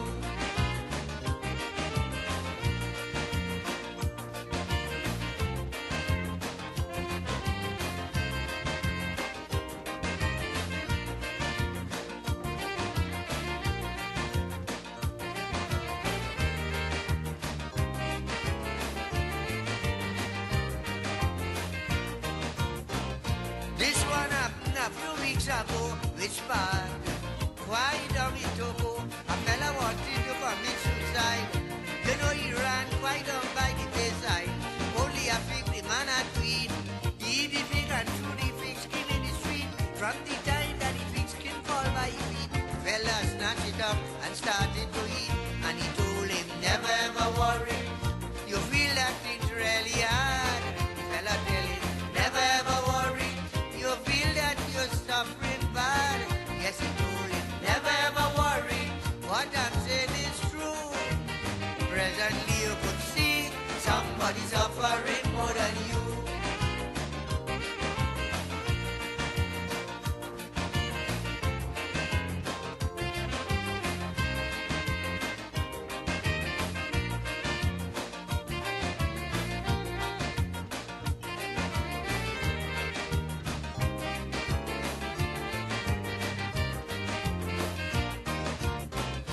I'm sure you heard or you either read what all these great scientists have said.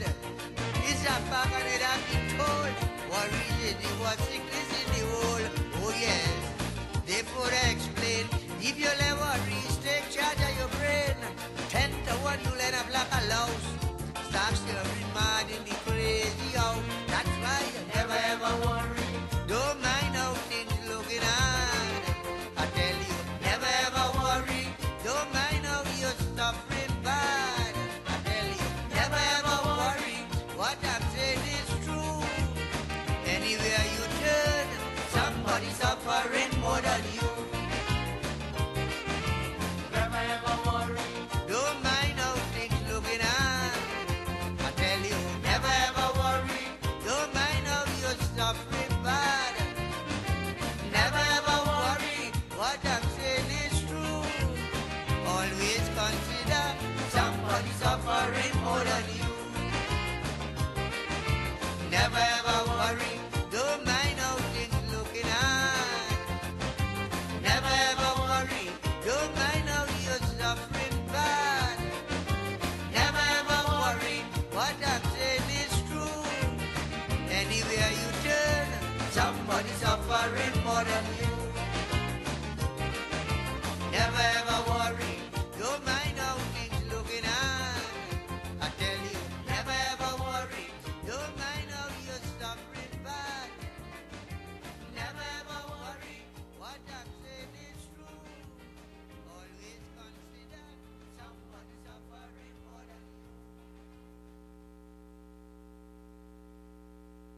A&S Hardware and the General Contractors Limited of 107 Bonaventure Road in Gasparillo.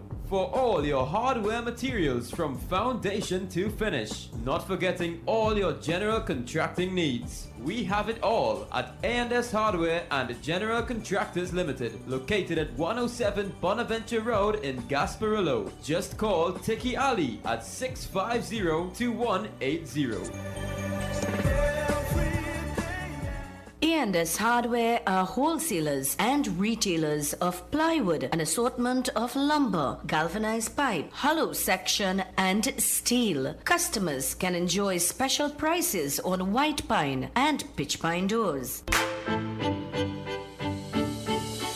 Visit Eddie's Pharmacies Limited newest location inside JTA Supermarket, C3 Center, Current Village, San Fernando. They offer blood pressure, blood sugar, cholesterol, and pregnancy testing, as well as all pharmaceutical products and over-the-counter drugs, along with CDAP prescriptions. Sagicor Caricare International Medical Card, Guardian Life Provider Card, and Republic Bank points are all accepted at their 3 locations of Eddie's Pharmacy Limited. RS Building, Rocha Douglas Road, Barrackpore, GN Building in Pinal, and C3 Center, Current Village, San Fernando.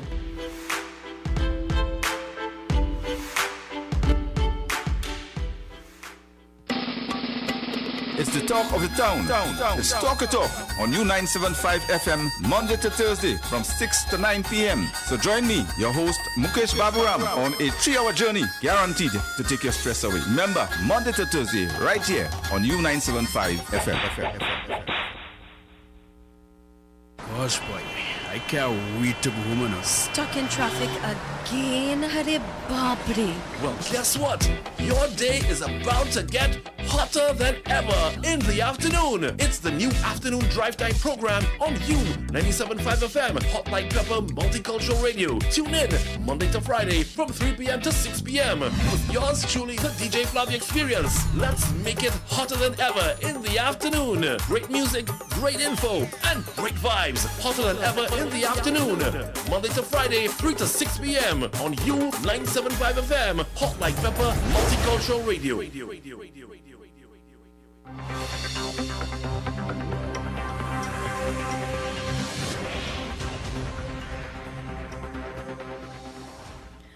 And welcome back to the program. And we have a call on the line. Hello, good afternoon. Good afternoon, Ms. Duki. Hi. Yes. A couple of callers ago, before you went on the intermission just now, one of the guy called and said about if they have too much, they won't have money to do what they have to do if they shut down and things, right? Yes. I do agree, but they're bad spending money when we had it instead using it mainly for COVID. They use it personal and they use it for campaigning. They must remember that. I didn't say that was a bad thing, and they're now realizing, and it later already, so they had to go somewhere and take maybe the rest of it from the fund. Right? So that is not right. They had the money, they spent it bad for campaigning, other than COVID, and now everybody has to suffer again if this thing go haywire. And concerning the set of migrants that that was coming in, when they say that they're sending them back, how they sending them back? If they hold them, they go say how the statement they come for they come looking for refugee status that you can't send them back. They have human rights too. So just now we got more Venezuelan and Trinidadians and Trinidad. That is the way you go work just now. Thank you, my dear. Okay, thank you.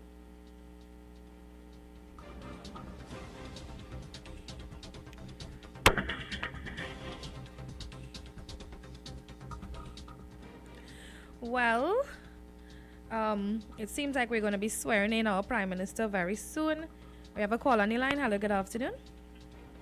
Good afternoon, Nicole. Good afternoon, Nicole. Yes. Sorry about that. That's okay. The same thing I'm going to ask you just now. You just say, what are they going to do? They're going to say me just now? Well, the recounts have been completed, and of course, the results remains the same. PNM 22, UNC 19. So we have to wait to see when the announcement will be made for the swearing-in ceremony of the new Prime Minister and his government.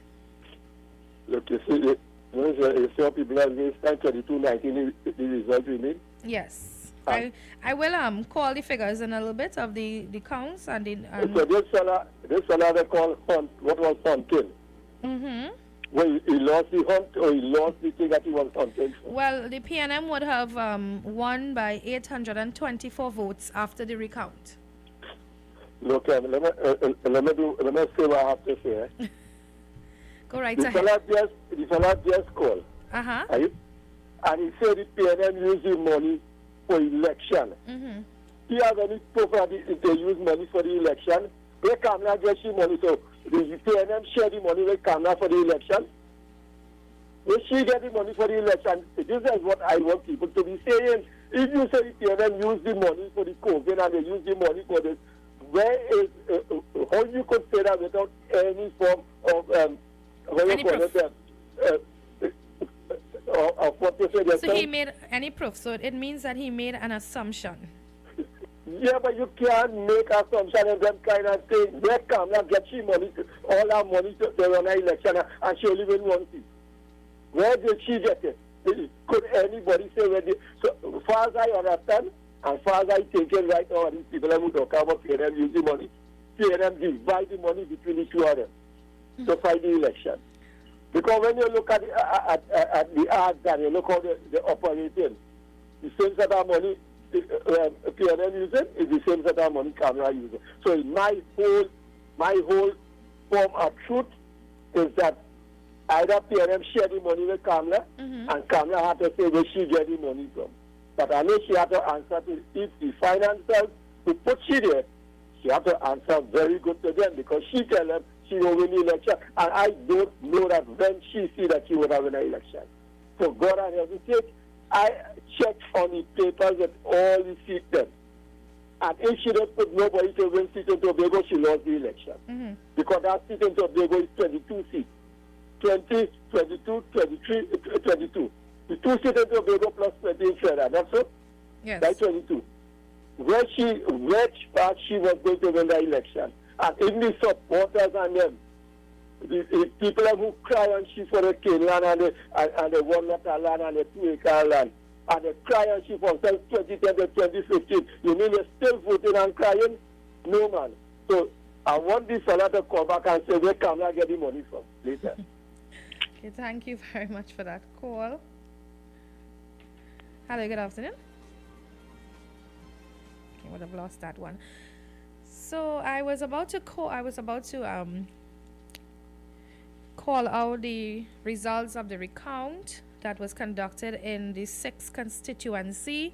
Tunapuna, the recount, after the recount, Esmond Ford for the People's National Movement would have gotten 9,460 votes.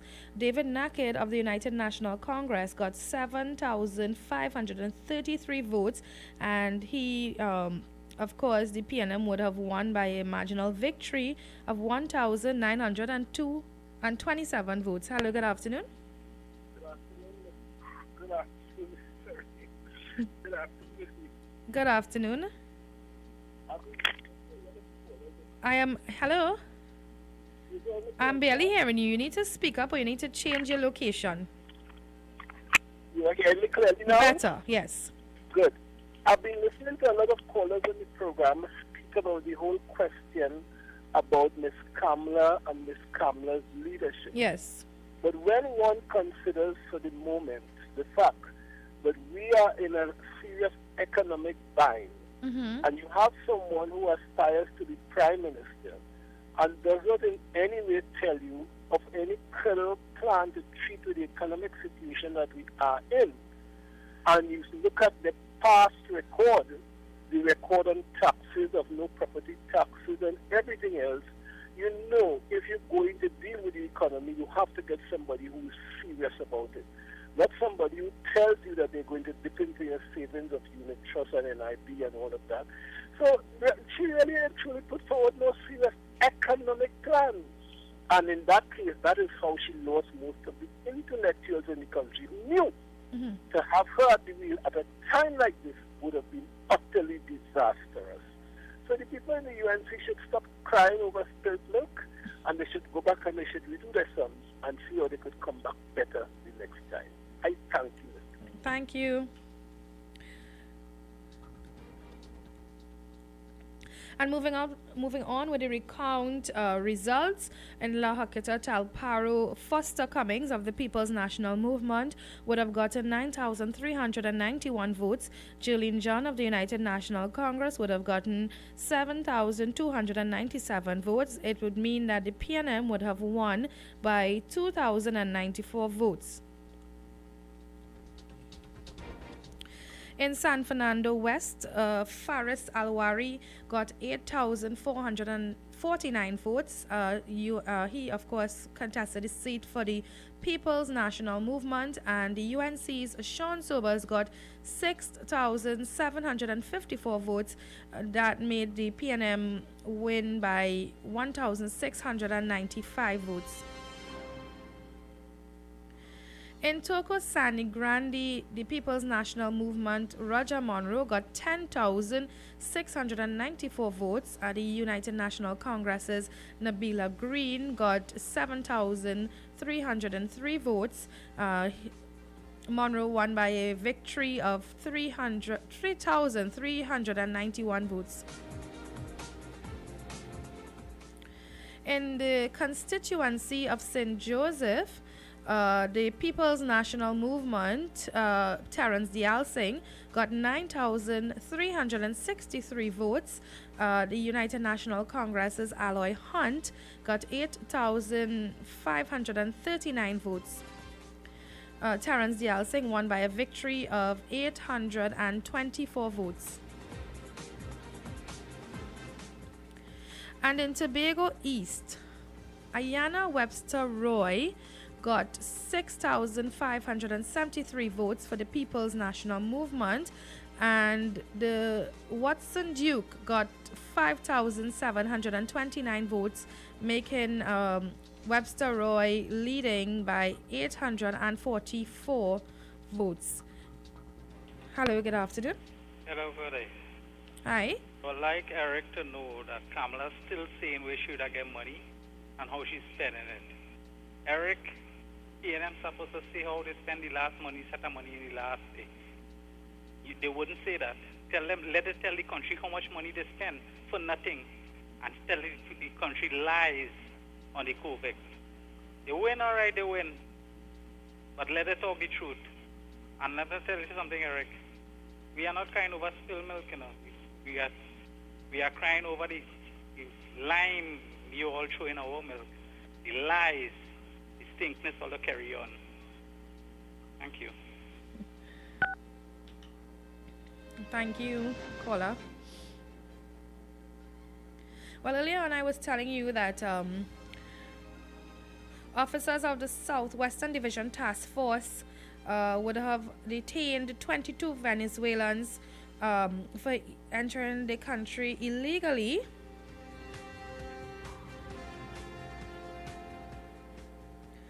While those Venezuelan nationals were taken to the Siparia Health Facility, where they were medically examined and then photographed at the Siparia Police Headquarters before being taken to the Erin Police Station, and they are expected to be taken to the Coast Guard base at the heliport in Chaguaramas.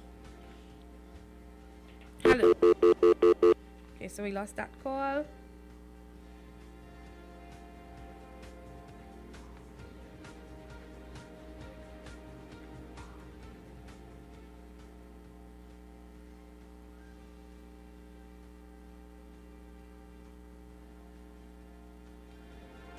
As mentioned before, the recounts in 6 constituencies have been completed, making the PNM still the winner, the victorious team at the polls last Monday, 22 seats against the UNC's 19.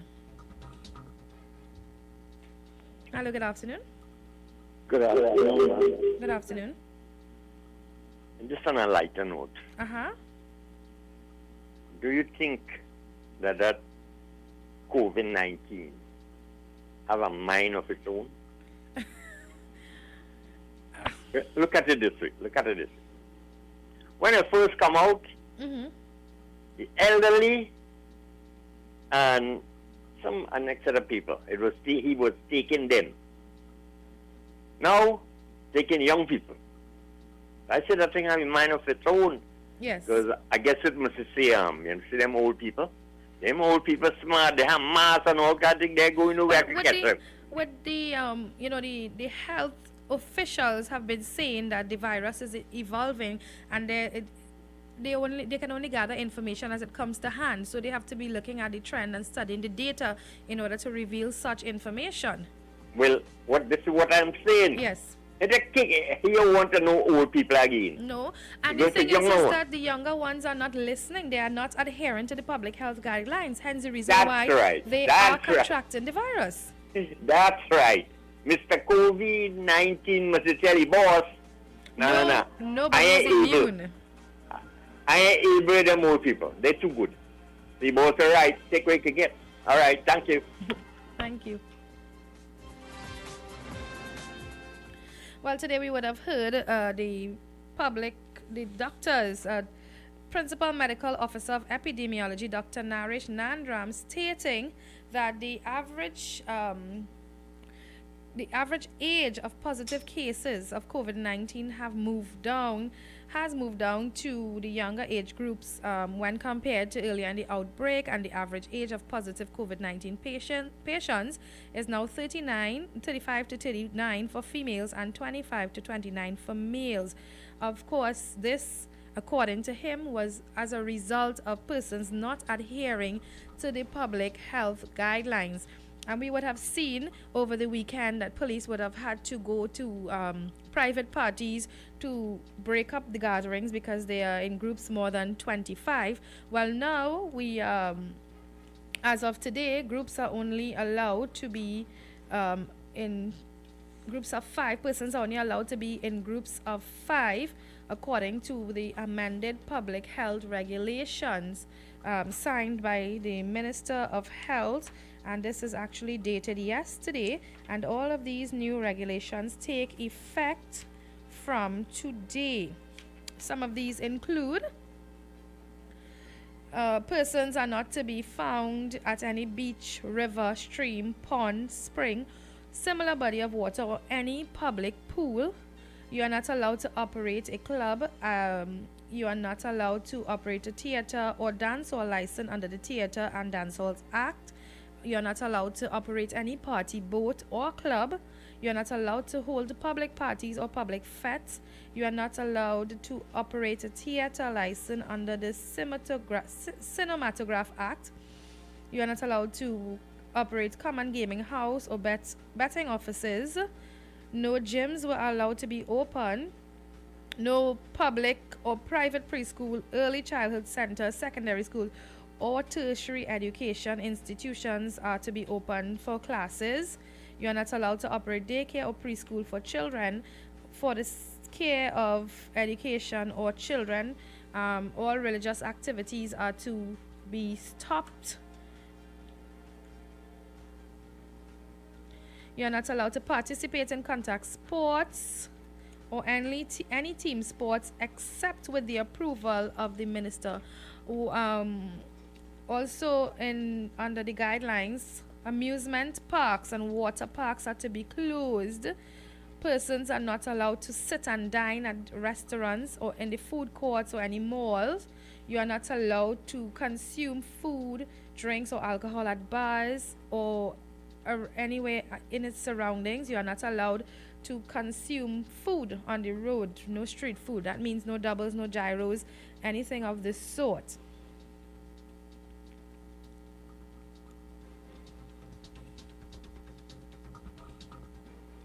Well, the secondary entrance assessment examination, which is scheduled to take place on the 20th of August, which is Thursday of this week, it will continue as planned.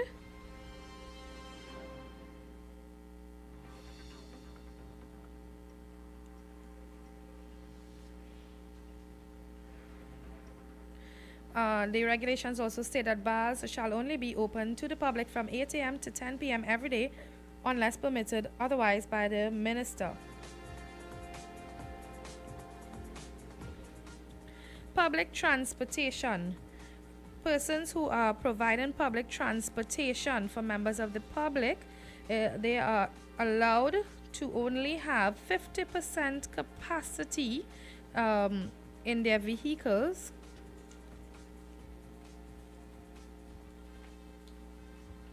Hello, good afternoon. Hello. Hello. Hi. Did you say no contact sport? No contact sports. My love life is damaged. Thank you. No contact sports, but bearing in mind CPL will continue because according to the ministers and the Prime Minister, they will be operating within a bubble, so you can still view your CPL matches. However, you're going to have to do it at home with your family, your loved ones. Make it a family live. Make sure it's just a group of 5 persons, of course.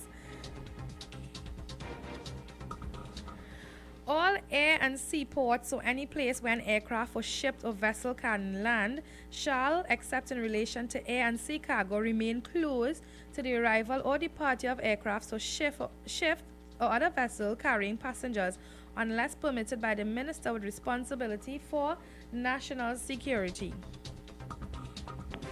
Hello, good evening. Hi. No.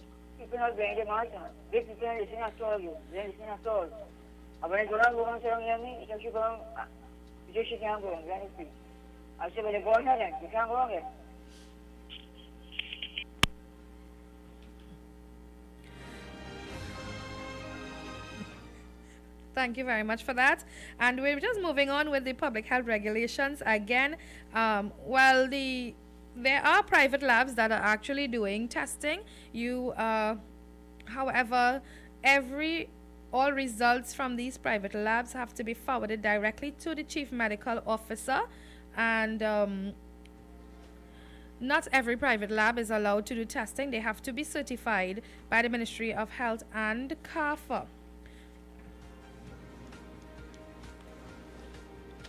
As mentioned today, the chief medical officer would have stated that persons who would have tested positive for the virus, or persons who to be in quarantine, are now required to sign a quarantine form, and their names and contact information would be handed over to the Trinidad and Tobago Police Service, where they will be checked up on a regular basis. And this is only necessary because we have seen over the past few weeks where persons in this country have been breaking the public health regulations, and now we have a spike. We have a drastic increase in the number of COVID-19 cases in Trinidad and Tobago, including 4 deaths within a matter of 4 days. As of Friday, we had 4 additional deaths. Today, the number of persons who would have died as a result of COVID-19 is 12.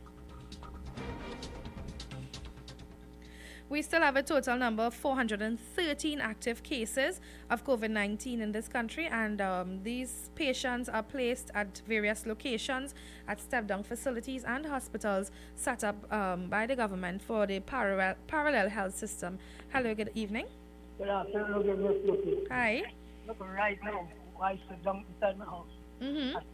A section of any is going on with a living, and it is normal. No, none of them. There were 11, 12 of them. Yes. Big people and little children. None of them. They have a mask. Nothing have a looking like a mask. They even have it hooked up by the chin. And another thing I want to ask, I'm trying to find out, when they carry them stolen today, what they're doing with them? They sure that they're sending them back? I don't think so, because I never hear that they send them back. They're supposed to send them back with the same boat that bring them. Mm-hmm. But they're sending them back with plane.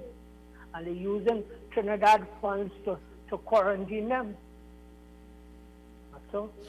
Thank you. Thank you.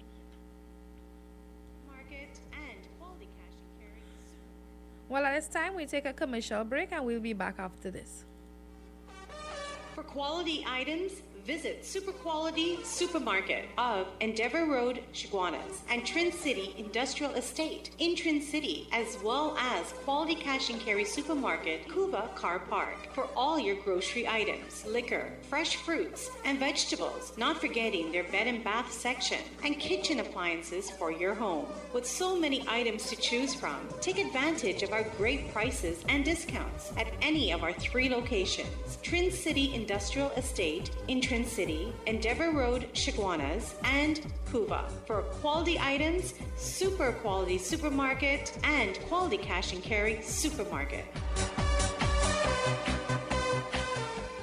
Gosh, boy, I can't wait to go home and Stuck in traffic again, Hare Babri. Well, guess what? Your day is about to get hotter than ever in the afternoon. It's the new afternoon drive time program on you 97.5 FM, Hot Like Pepper Multicultural Radio. Tune in Monday to Friday from 3 p.m. to 6 p.m. with yours truly, the DJ Flavia Experience. Let's make it hotter than ever in the afternoon. Great music, great info, and great vibes. Hotter than ever in the afternoon.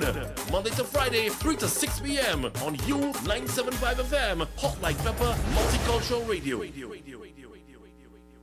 Greeted in the wonderful name of Jesus. My name is Bishop Kelvin Khan from Endurance Ministry International. Our new location is in Railway Road, Londonville. You can tune into 97.5 every Sunday morning from 6 a.m. till 8. Tell your nanny and your nana, your chachi, your chacha, your grandpa, your grandma. We need to pray for our nation. God bless you. Thank you. Praise Him, praise Him.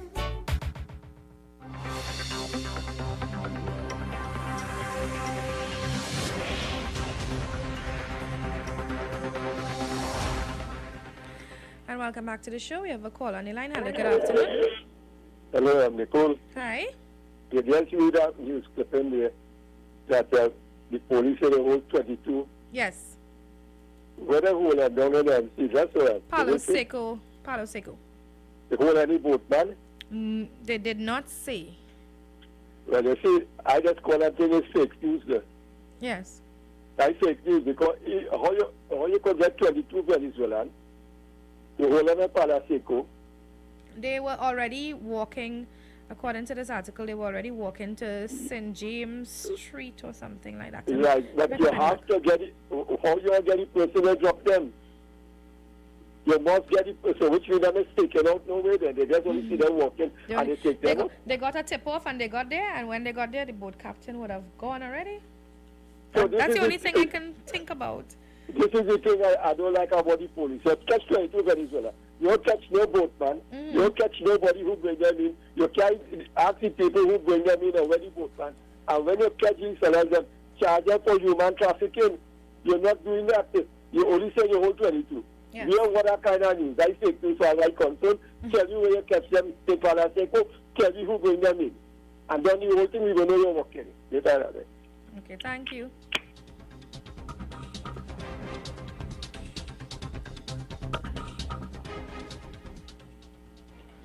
Hello, good afternoon.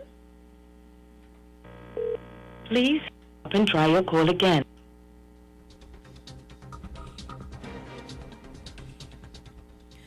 Well, citizens were today told that they are now the first line of defense to reduce the spread of COVID-19.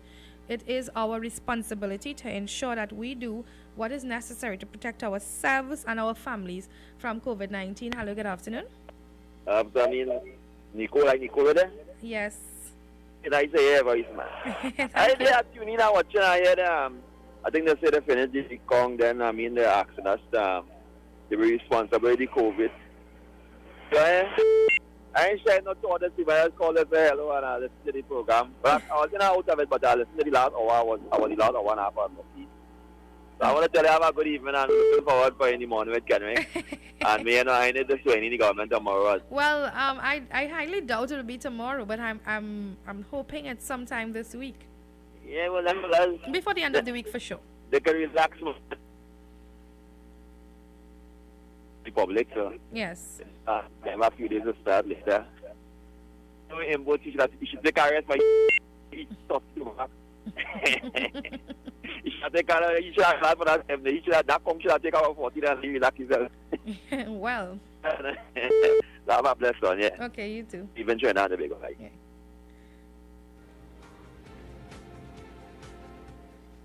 Hello, good afternoon. I'd like to chime in again. Okay.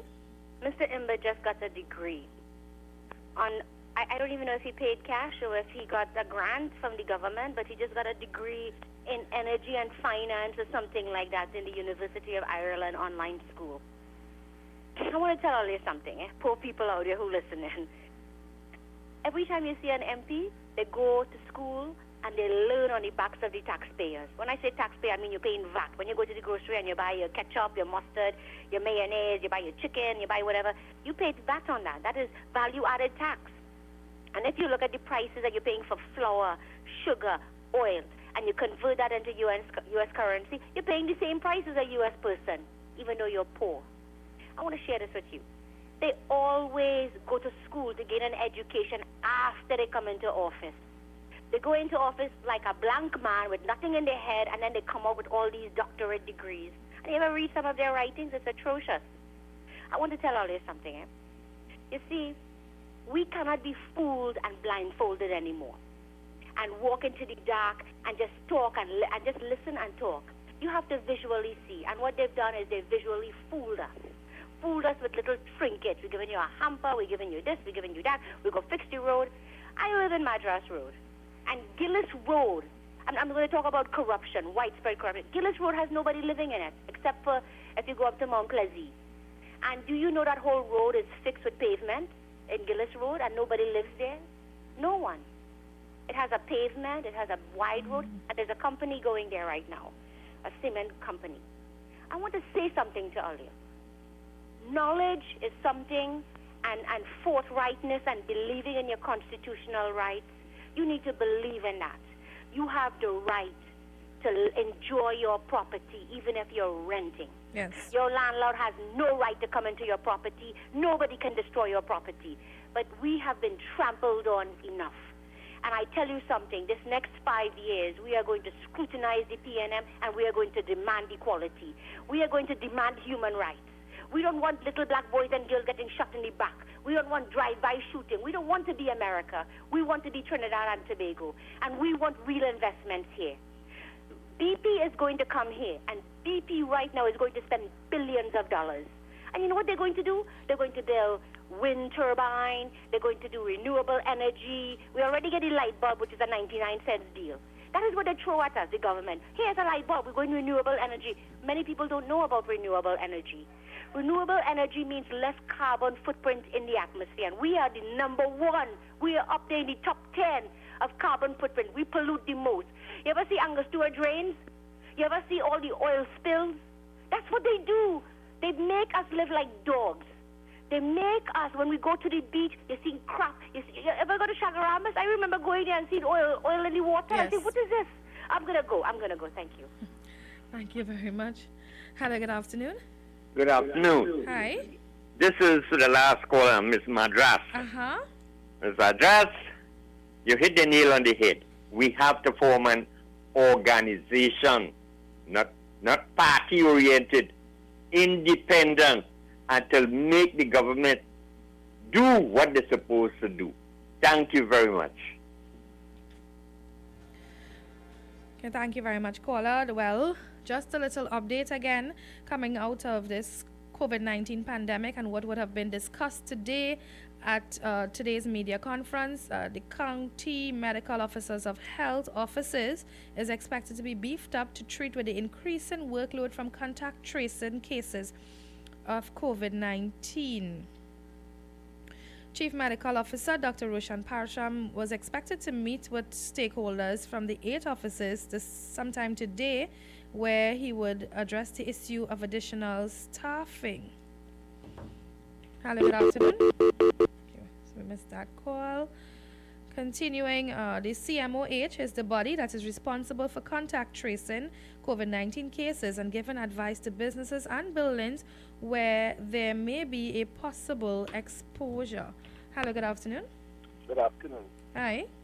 I simply wanted to say to my friends who are listening that when a political party comes to the nation in a time like this, when we understand that we have some serious fractures in the economy, and the challenges that face us ahead right now are very serious challenges, they are supposed to come to the country with comprehensive, serious plans as to how we are going to survive the next 5 years and how we are going to create growth. The UNC failed to do that. What you saw on the platform was somebody who just coming up and telling you 50,000 jobs. This is that, the other that, the other that, and absolutely no concrete direction for us to go in. So the person in the society who are the thinkers, the intellectual class, they divorce themselves from the UNC because they know that that would have been catastrophe. Remember, it is the same UNC that claims to be a responsible party that tells people that you don't have to pay property taxes. If you need property taxes in order to properly function your country, how is it that you don't have to pay it? Where is the money coming from to treat with that the things that property tax is supposed to treat from? Is it falling like manna from heaven? How can you tell the country that you know that you are losing more than 40% of the revenue you're supposed to collect annually, and you are doing nothing about it and survive? All of these things, you know, it comes back down to the same thing that she said 10 years ago, you know. Listen, Manning, dotish. Crime not taking place on sea, it's taking place on land. We don't need no OPVs. And the people who would believe that are the people who would believe anything. So when the UNC keeps crying now, fellas, only go back, go and do all the homework, come back, tell us what kind of training you all want to give us post-2025 and see if the population believes. Thank you. Thank you, caller. Hello, good afternoon. You know, we keep paying on property tax. Let me get something straight. Anybody who understands economy, money must be circulating in an economy in order that people live. You can't be taking money from the people and a country running. This dude, I don't, where did this come from? I want this person who just keep talking with property tax, just go on the internet and Google something called helicopter money. Helicopter money is where governments start to give their people money, just give them money to spend to boost the economy. You don't boost the economy by taking money out of it, by putting money into it.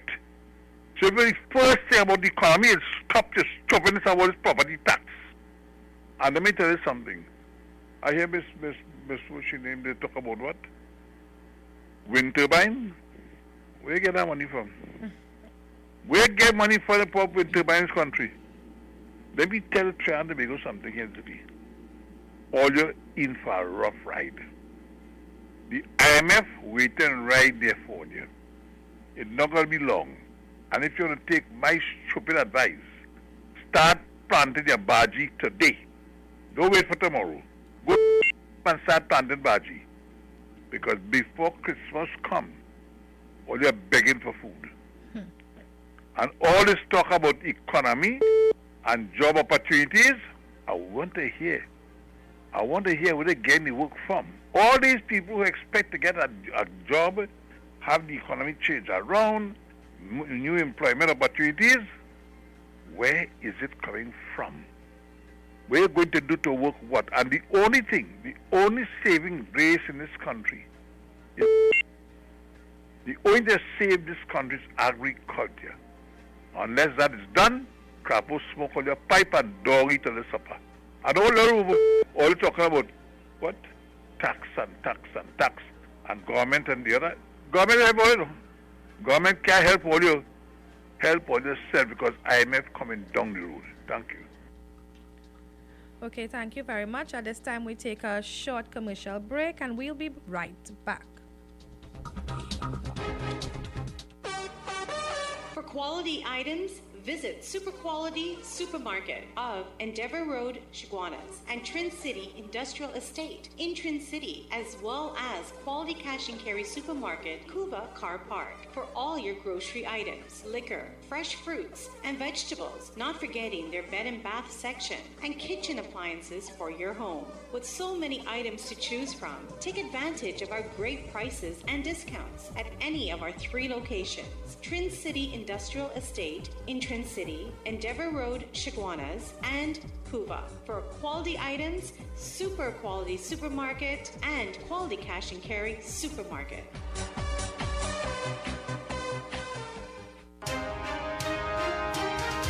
Hi, my name is Nicole Dookie, and I am inviting you to join me alongside Kenrick Jaggernaut on U-Talk, Mondays to Fridays from 6 a.m. to 9 a.m. right here on U97.5 Hot Like Pepper Multicultural Radio. We will be bringing you all the information you need to know in the world of news and current affairs. You are also invited to add your voice, so call us live and let's get interactive. It's Yummy Tummy Time with Umi. I am Uma Ratan Singh, inviting you to join me on Yummy Tummy with Umi.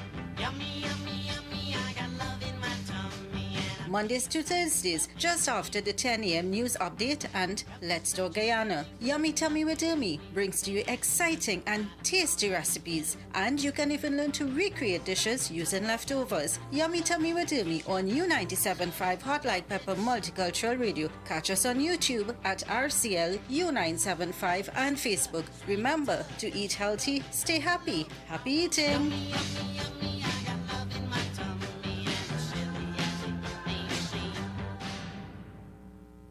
Gosh, boy, I can't wait to go home. Stuck in traffic again, Hare Babri.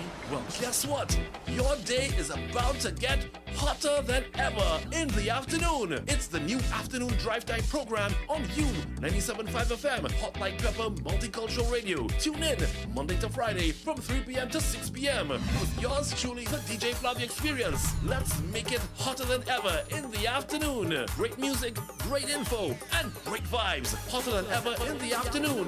Monday to Friday, 3 to 6 p.m. on You 97.5 FM, Hot Like Pepper Multicultural Radio.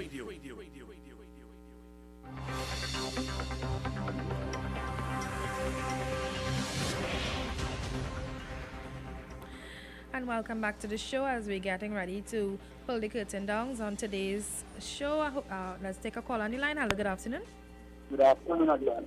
Hi. Before the government implement this property tax, what about the old age pensioners? They do a study for the old age pensioners and people collect NIS. Where they will get that funding to pay property tax? Secondly, did the Ministry of Health tell this country how many Venezuelans are victims of COVID-19? Thank you very much. Thank you, caller. Hello, good evening. We need campaign reform in this country. We do. And I'll tell you why. Do you think that last election was worth $50,000? I would say $50 million, maybe $1 billion they spent. Because I'll tell you why. The PNM owned every radio station, every media house. They did. And they just infiltrated it and flooded it with their commercials. And they did that because they knew, they prepared ahead of time. And what do you do when you are trying to follow the guidelines? I want to say the UNC have a checkered past, They do. And it's because of Ms. DeSessa not keeping an eye on everything. But as the Prime Minister, you can't keep your eye on everything. You cannot micromanage every entity.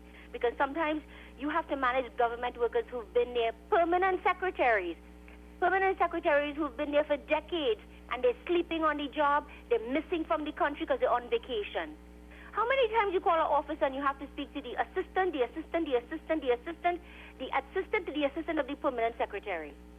Let me tell you, I've been in the Rama Mirage, I've been around there, and I've been calling ever since I come to this country, saying, why is our road so bad? What is going on with crime? Why every time I pick up the newspaper, I see young little black girls, little Afro girls, little Afro boys getting arrested, and they have Indian names. And the Prime Minister would never say anything. All he's talking about is monkeys and bananas. That is the level of the thinking. And now he gets up there and he pontifies and he's acting all cool and collected. He plays a dirty election campaign. He ran a dirty election campaign, and it was just so misguided. And we know that everybody have a propensity to do certain things, but God, couldn't he lead us into unity? Couldn't he bring us all together? And he's still dividing us. And you will see something. Every time the Prime Minister sneezes, everybody wants to cajole him and help him. I'd like to know what his property tax is. What will his property taxes, Imbert's tax, Stuart Young's brother. Stuart Young's brother owns a big collection agency in this country. Right as soon as PNM got into power, he got millions of dollars, millions. You know, when you read this and you live in a poor village and you see poor people and your children can't walk on the pavement and the schools dilapidated, they're falling apart, and you go to government schools and have the windows broken, and when children come in to take a test on his class, profanity is written on the wall. What kind of country is this? This is not Congo. This is not South Africa. This is not some poor village in India. We are living in a country where we have multilingual people and very bright people. But you see, somebody will have to lift us up. And we have to just wait and watch and criticize and question authority. We have to question authority because that is our constitutional right. Thank you. Well, thank you all. This is where we bring the curtains down on today's episode, today's program, To Politics 2020. Up next is Mukesh Baburam with Talk Your Talk. From tomorrow afternoon at 3 p.m., you can join DJ Flavio for Hotter Than Ever. I want to thank you all my callers, for your contributions, and thank you for keeping my company this afternoon on this rainy Monday afternoon.